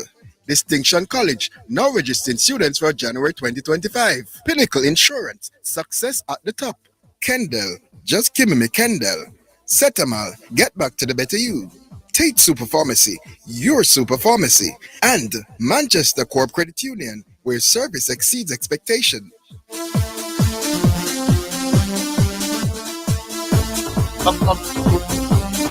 The Ben Francis Cup Finals is happening here at the National Stadium. St. Elizabeth Technical versus Clarendon College. Clarendon College, the Costa Cup champions last year. They're still the reigning champions until we get to the final later on. But we have to decide the Ben Francis Cup winner as both teams look to take a trophy. It's going to be Clarendon College. They are in red with yellow stockings, black numbers, while Stets they're in blue with yellow numbers. As Stets they have the ball now, trying to play this out from the back to get the first goal on the board. Nice bit of play there, cut out by the defense of Clarendon College. Shot there from the number 6 and well held by the keeper for Clarendon College. He launches this one upfield now and into touch now as both teams trying to settle here and trying to get some ascendancy in this football match. Here's Clarendon College playing this ball out from the back, trying to find the opening. They're attacking up the right side, trying now as the attack is cut out. They win the ball back, and there's a shot, but the keeper takes that one quite comfortably and tosses it out now as my good friend Zidane Matthews is about to join me now. Here is Stets on the football in their own half. Play cut out. And it's going to be a throw to Clarendon College. Well defended there, into touch by the defense of St. Elizabeth Technical. Like I said, Clarendon College, they're still reigning the Costa Cup champions. They've been out of that competition for a while now, but they still have an opportunity to get some silverware this year. All right, let me give you a rundown of the starting lineup for both teams. Still in the early stages in this contest, but here's Clarendon College as they come once again. Looks like a pretty decent outfit. They thought they could have still done better in the Da Costa Cup. It was some simple mistake that cost them. So let's start with Clarendon College. Nashon Bolt Barrett and pretty young team. Nicolau Forbes, Justin Hales, Deshane Petgrave, Javon Gordon, Damian Sims, Chevon Watson, Rashawn Sterling, Romaria Thompson, Justin Clark, and Marco Thompson in goal. That's the starting lineup for Clarendon College. Now for St. Elizabeth Technical, Prince Perry, Justin McPherson, Jade Lynch, Kaheem Lewis, DeAndre Barnett, Henry Johnson, Dante Hewitt, Joshan Beechard, Najee Brown, Rajay Newman, and Joanne Stedman. That's the starting lineup for St. Elizabeth. Still not all in the contest. Ball with Clarendon College. Keeping the ball very well in this encounter thus far. Still 0-0. About 5 minutes of action gone in the Ben Francis final for 2024. That ball intercepted though. Here's an opportunity for St. Elizabeth Technical. Down the left hand side. Hounded by two defenders. Has to come back. And he has lost possession there. And here comes Clarendon College on the pole. Ball played downfield to find Hayes. And thwart by the St. Elizabeth Technical defense. And trying to keep a little bit of the ball now. Here is Hewitt. He loses out. And giving back possession now to St. Elizabeth Technical. Nice to move this. And trying to find Hewitt, but loses possession. Now here's Justin Hayes for Clarendon College in the middle of the park. He moves it wide to find Thompson. He gives away possession. Opportunity this. The referee says nothing, but still retrieved by McPherson. Now here is, no, that's McPherson possession. He goes inside. They come all the way back, and the referee has blown the whistle to ask the medical team for Clarendon College to, well, the players has gotten up, so that was Nashar Bolt, who was down momentarily. He has gotten up. Experienced player. This is his third year of under 19 football. And Davian Nugent, your thoughts of the opening stages of this contest? Well, I think it's been even so far. Our team has really taken the ascendancy. And I expect a pretty even match. I'm expecting Clarendon College to pass that football well, to work through the channels. They're a passing team, a very young team, as you mentioned as well. They're trying to build for the future. I'm more expecting the St. Elizabeth technical team to try to use their physicality to bother the Clarendon College players, as they're going to be looking to make those sharp, snappy passes. John I. Stedman with a clearance there. Did well to read the play of the goalkeeper. Came out off his line outside of his 18-yard box to make the clearance for St. Elizabeth Technical. It was a sweeping quick move from Clarendon College, but the goalkeeper was on hand to avert the danger there. So the goalkeeper for Clarendon College is down just outside of his own 18-yard box. So the referee has signaled that the medical team from Clarendon College can come onto the field to assess the damage. Not certain what happened there, Dylan. I didn't see anything before he went down, so I'm not certain what is causing him to be down now, but he's not moving. He's not writhing in pain, but he's getting up now. So that's good news. Well, it's like nothing happened. So that's a little bit strange. Jogging back to the goal. Yeah. Got up and ran off like nothing happened. So still 0-0 in the Ben Francis final between Clarendon College and St. Elizabeth Technical. Ball struck inside that 18-yard box should be cleared. Has been by the State's defense. Still Clarendon College in possession. Cleared once again by St. Elizabeth Technical, but that was a poor touch.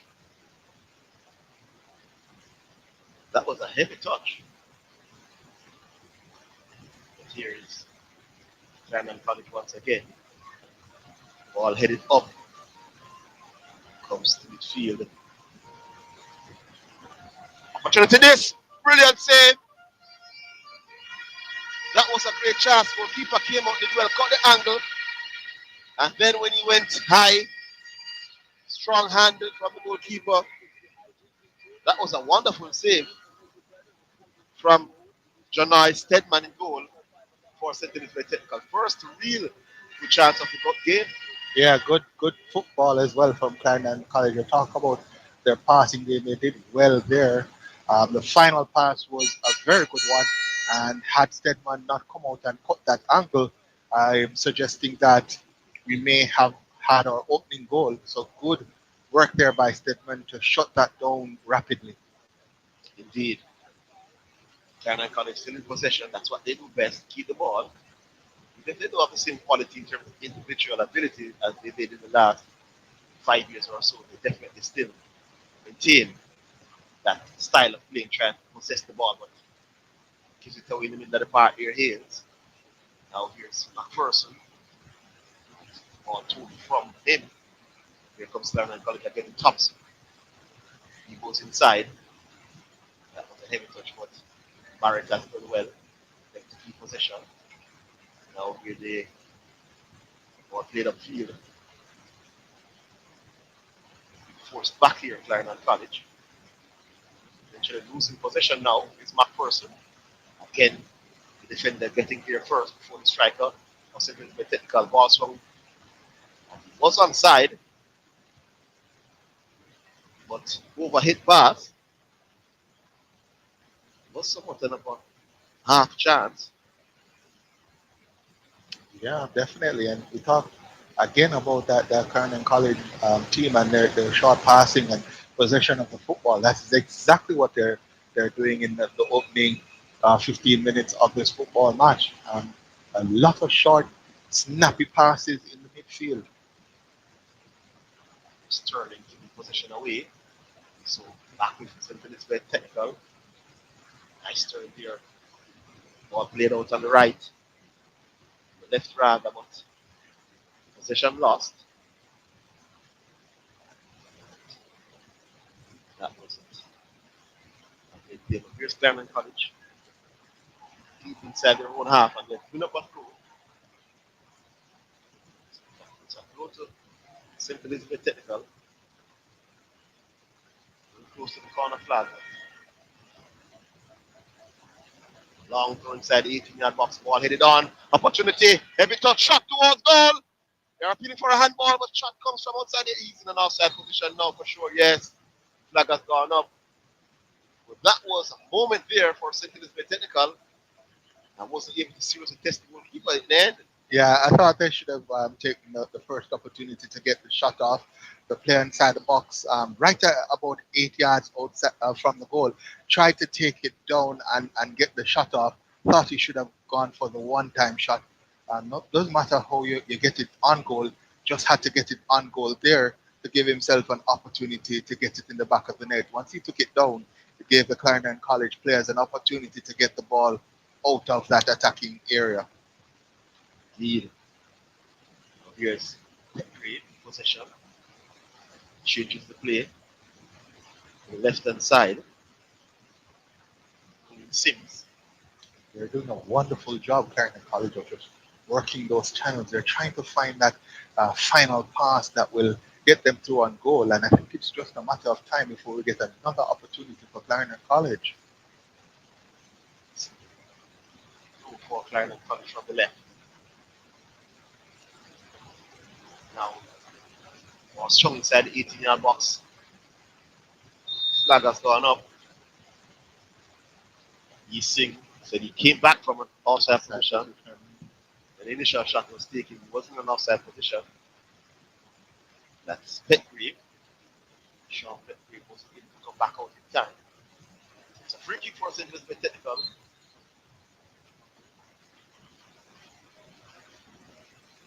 Launch this one long down Stets.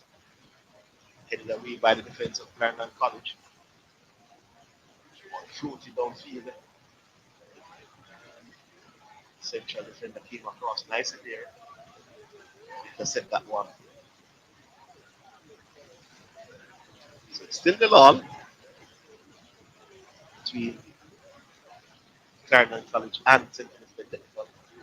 Entrance is final here at the National Stadium. My name is Christopher Z. Matthews. I'm here alongside Davian Nugent. Ball cleared off the boot of the Clarendon College Francis. A throw. The Stets. Long throw downfield at the halfway line. Ball headed on, cleared by Boat. And it will be another throw for St. Elizabeth Technical. Front of the Clarendon College bench. Long throw once again inside 18 yard box, trying to find Matt Person. Once again, head cleared by Barrett. Barrett.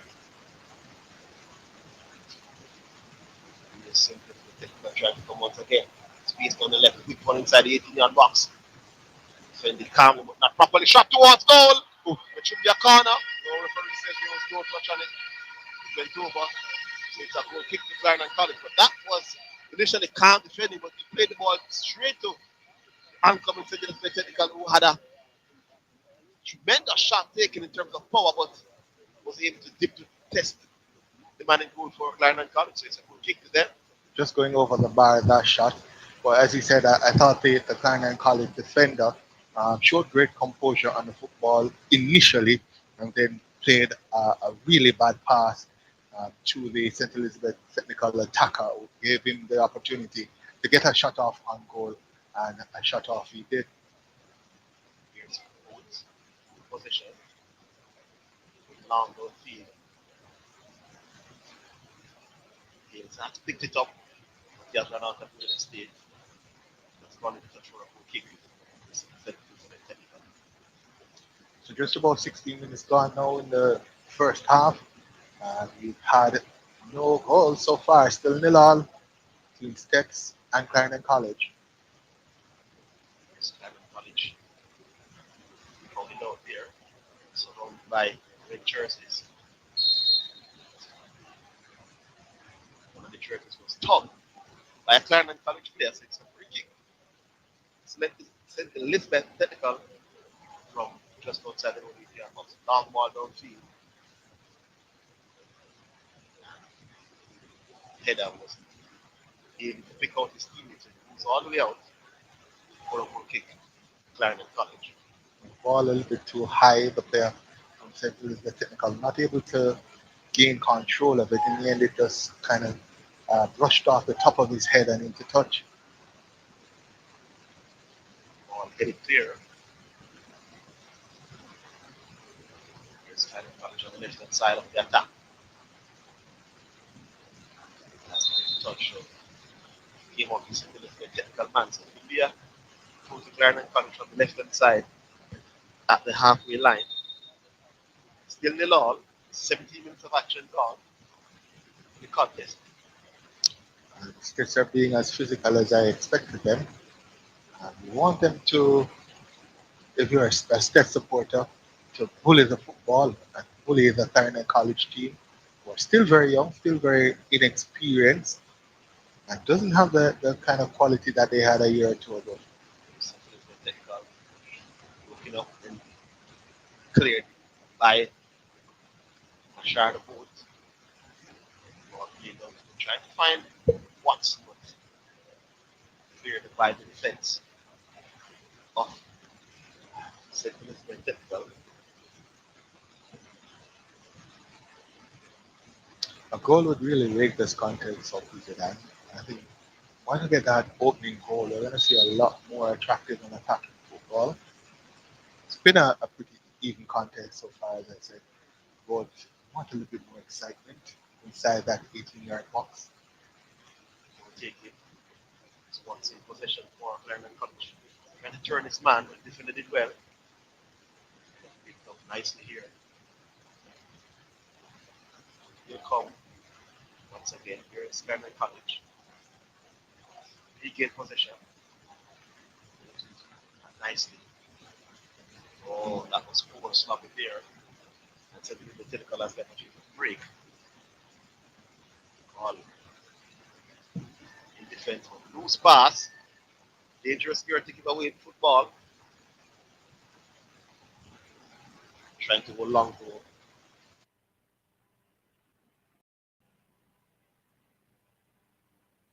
You're listening to your number one sports station. We will now take a short break from the coverage of schoolboy football for horse racing. It's now time for live racing from Caymanas Park, sponsored by Azon, the superstore for your home and more. Edgechem, changing lives 1 gallon at a time. Victoria Mutual Money Transfer Services, real money transfer for real people. And Spectrum Insurance Brokers, setting the industry standard.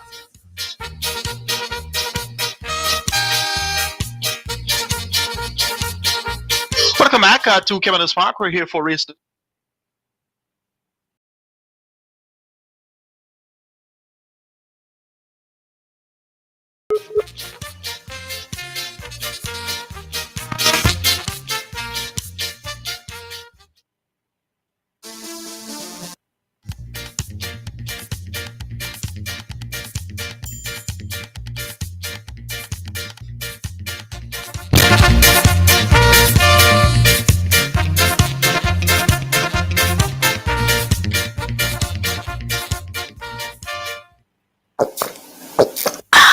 So refreshing. What's so refreshing, Sonia? The water is refreshing. Try it now. Where you get that from? No clean manufacturing water. So refreshing. Me like it. Clean water. Located at 20 Syndom Commercial, Old Harbour, Spanish Town, St. Catherine. Telephone number 876-335-0448 or 876-648-7192 or email cleanconcept@gmail.com. Greetings to you listeners. This is Reverend Ryan A. Gordon, Senior Pastor of the Broken Vessels Healing and Deliverance Ministries, located at 120 Main Street, Pineapple, Ocheria, St. Anne, Jamaica, West Indies. Join me every Sunday morning at 8:30 a.m. inside the Kingdom Lifestyle Radio Show with Brother Frisco. Join me for a word in time. You cannot afford to miss this powerful word every Sunday morning on this station. It's all. Blessings. Have you been blessed by the Real Talk Show with Bishop Manning? Well, you can listen to the Real Talk Show Mondays to Fridays, 7 a.m. to 11 a.m. on the Omega Radio app. Just go to your app store and look for Omega Radio or listen live on the Omega Church Broadcasting Network website. That's www.omegachurchradio.com. You can also watch on Facebook at Omega Church. On YouTube, you can watch the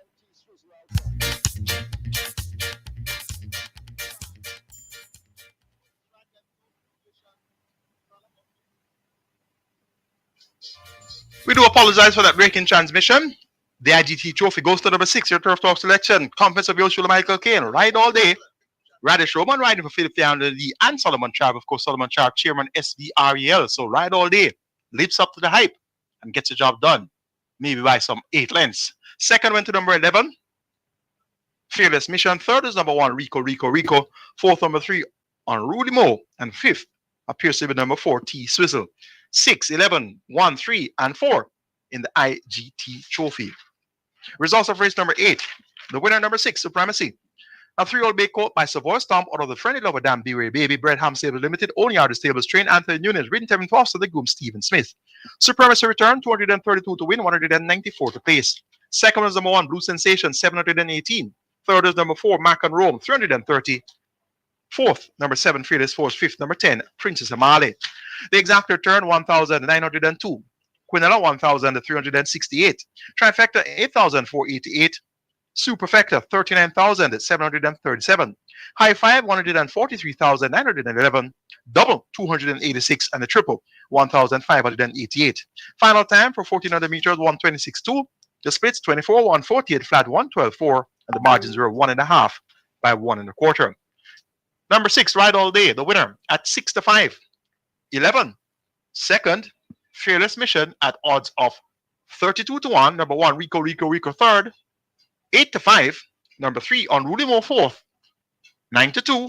And number 4, T Swizzle appears to have completed the high five at 8 to 1.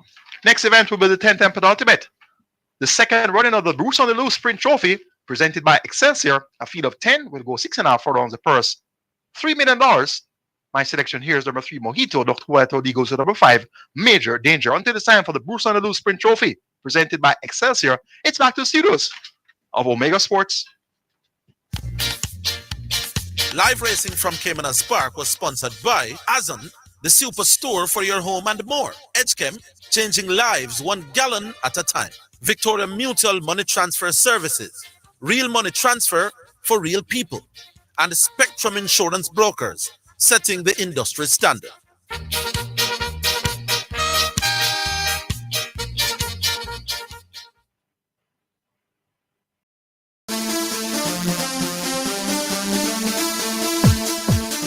Live coverage of the 2024 schoolboy football season is sponsored by Access to Information, Right to Know, Power to Change, Western Sports, the sports people, Tax Admin Jamaica, working together to serve you even better.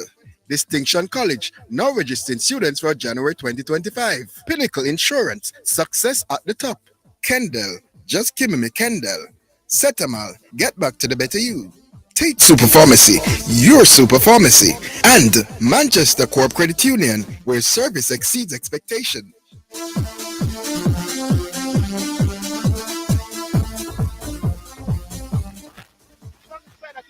Box was headed clear partially, but it fell favorably to the right hand side player who swung it back across. Difficult to see the numbers on these. What do you call that color? Is it neon? Yeah, it's very difficult to spot the numbers on the jerseys. But the ball was pulled back across, and Nashar, the Bolt, wasn't able to get a toe on it, so it seems as if McPherson was able to sweep it home.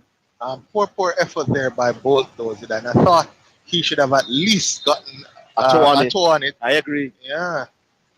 So it's 1-0 in favor of St. Elizabeth Technical here in this Ben Francis final. And here they come again. They have won it back once again. Floated inside the 18-yard box. Clearance come, but only falls to a St. Elizabeth Technical player. And they come now from the right once again. Ball whipped inside the 18-yard box. Headed clear that time around by Barrett. Not sure, or let's call him Boat. Last year, I saw Boat Barrett, but I'm not seeing the Barrett on it this season. Not just sure where that last part of his name has gone. But here is Canon College building slowly again. In possession inside their own half, looking for runners. Forced back. St. Elizabeth Technical getting a lot of numbers behind the ball. They're knocking it about.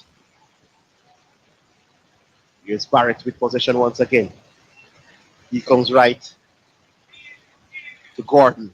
Ball played downfield and the goalkeeper comes all the way off his line. Janoy Stedman to make the clearance for St. Elizabeth Technical. It's a throw. Not playing around there, Stedman. Ensuring that there's no opportunity for Turner College to get the ball back into play quickly and break. We'll take in. Here is St. Elizabeth Technical. Ball headed clear and picked up easily. Now here's Johnson for St. Elizabeth Technical. Shot towards, but played it inside to his teammate who dragged the shot wide. That was McPherson. Was able to catch it properly. Team shot there from McPherson. Going wide and just dribbling along the ground. No real threat to the Clarendon College goal. But again, I think this Clarendon College defense, they are susceptible to quality attack. They don't look as secure and safe as you would want them to be if you're a Clarendon College supporter. Here is Clarendon College coming once again. High line being played by St. Elizabeth Technical. Pass shot cleared by Hewitt in defense for St. Elizabeth Technical. Now we're Spartan. Nice ball played inside. A little bit slow there to move forward and allow the defender to come back. I think he was looking for the pass there, Zidane, but his teammate was offside.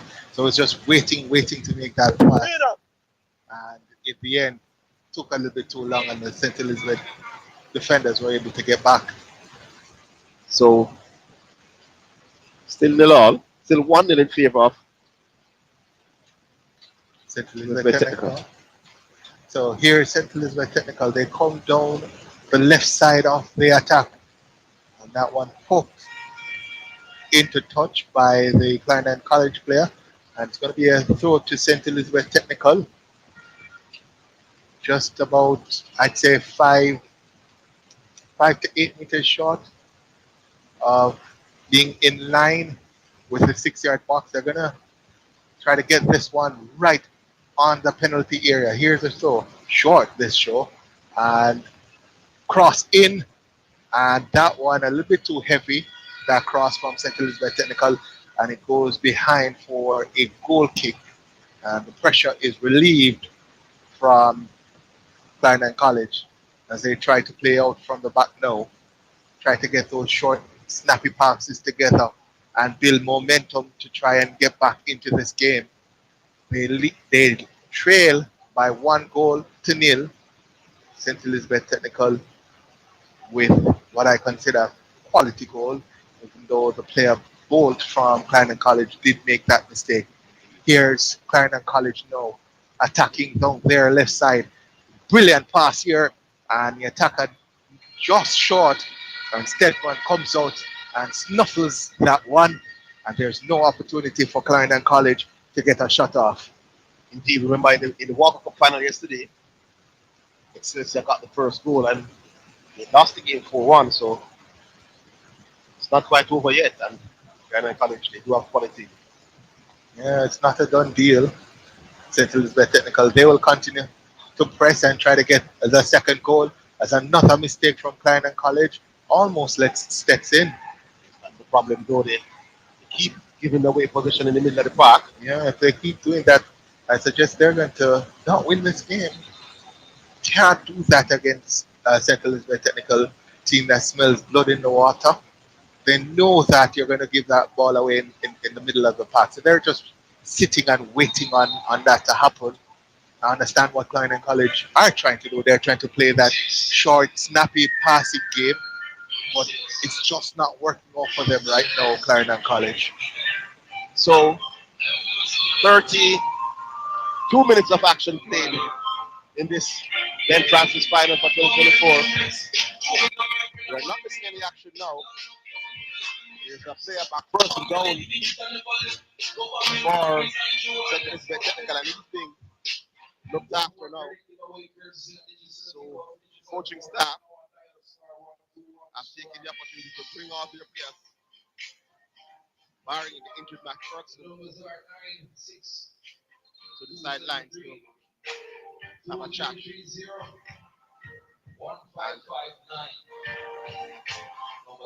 Referee now running to the other end to look at the goalkeeper for St. Elizabeth Technical. I wonder if the Clarendon College goalkeeper is going to go down as well. Well, he's not leading now, it's not long. So going down now won't help him. So you're suggesting even if he feels a little bit of discomfort, he's going to stay on his feet. Yes, indeed. The last couple of years, this tactical timeout has crept into schoolboy football where they're under pressure. The goalkeeper is told to go down. Yeah. And because he can't come off, when he goes down, he's the only player on the feet part that once One team The medical medical the team game has to stop. Yes. I don't like it. It has worked. I'll use it.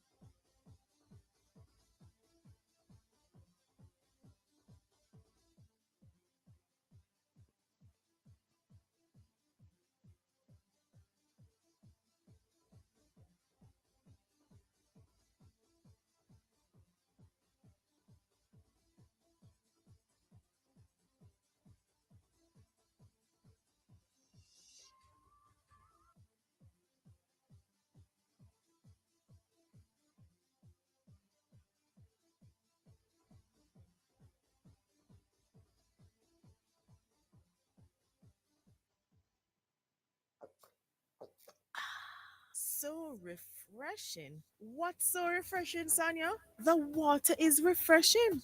Try it now. Where you get that from? No clean manufacturing water. So refreshing. Me like it. Clean water. Located at 20 Syndom Commercial Old Harbour Spanish Town, St. Catherine. Telephone number 876-335-0448 or 876-648-7192 or email cleanconcept@gmail.com. It is your right to know what you want.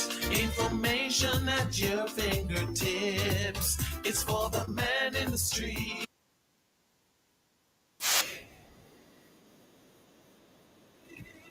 No asset, so you can use it to develop your community.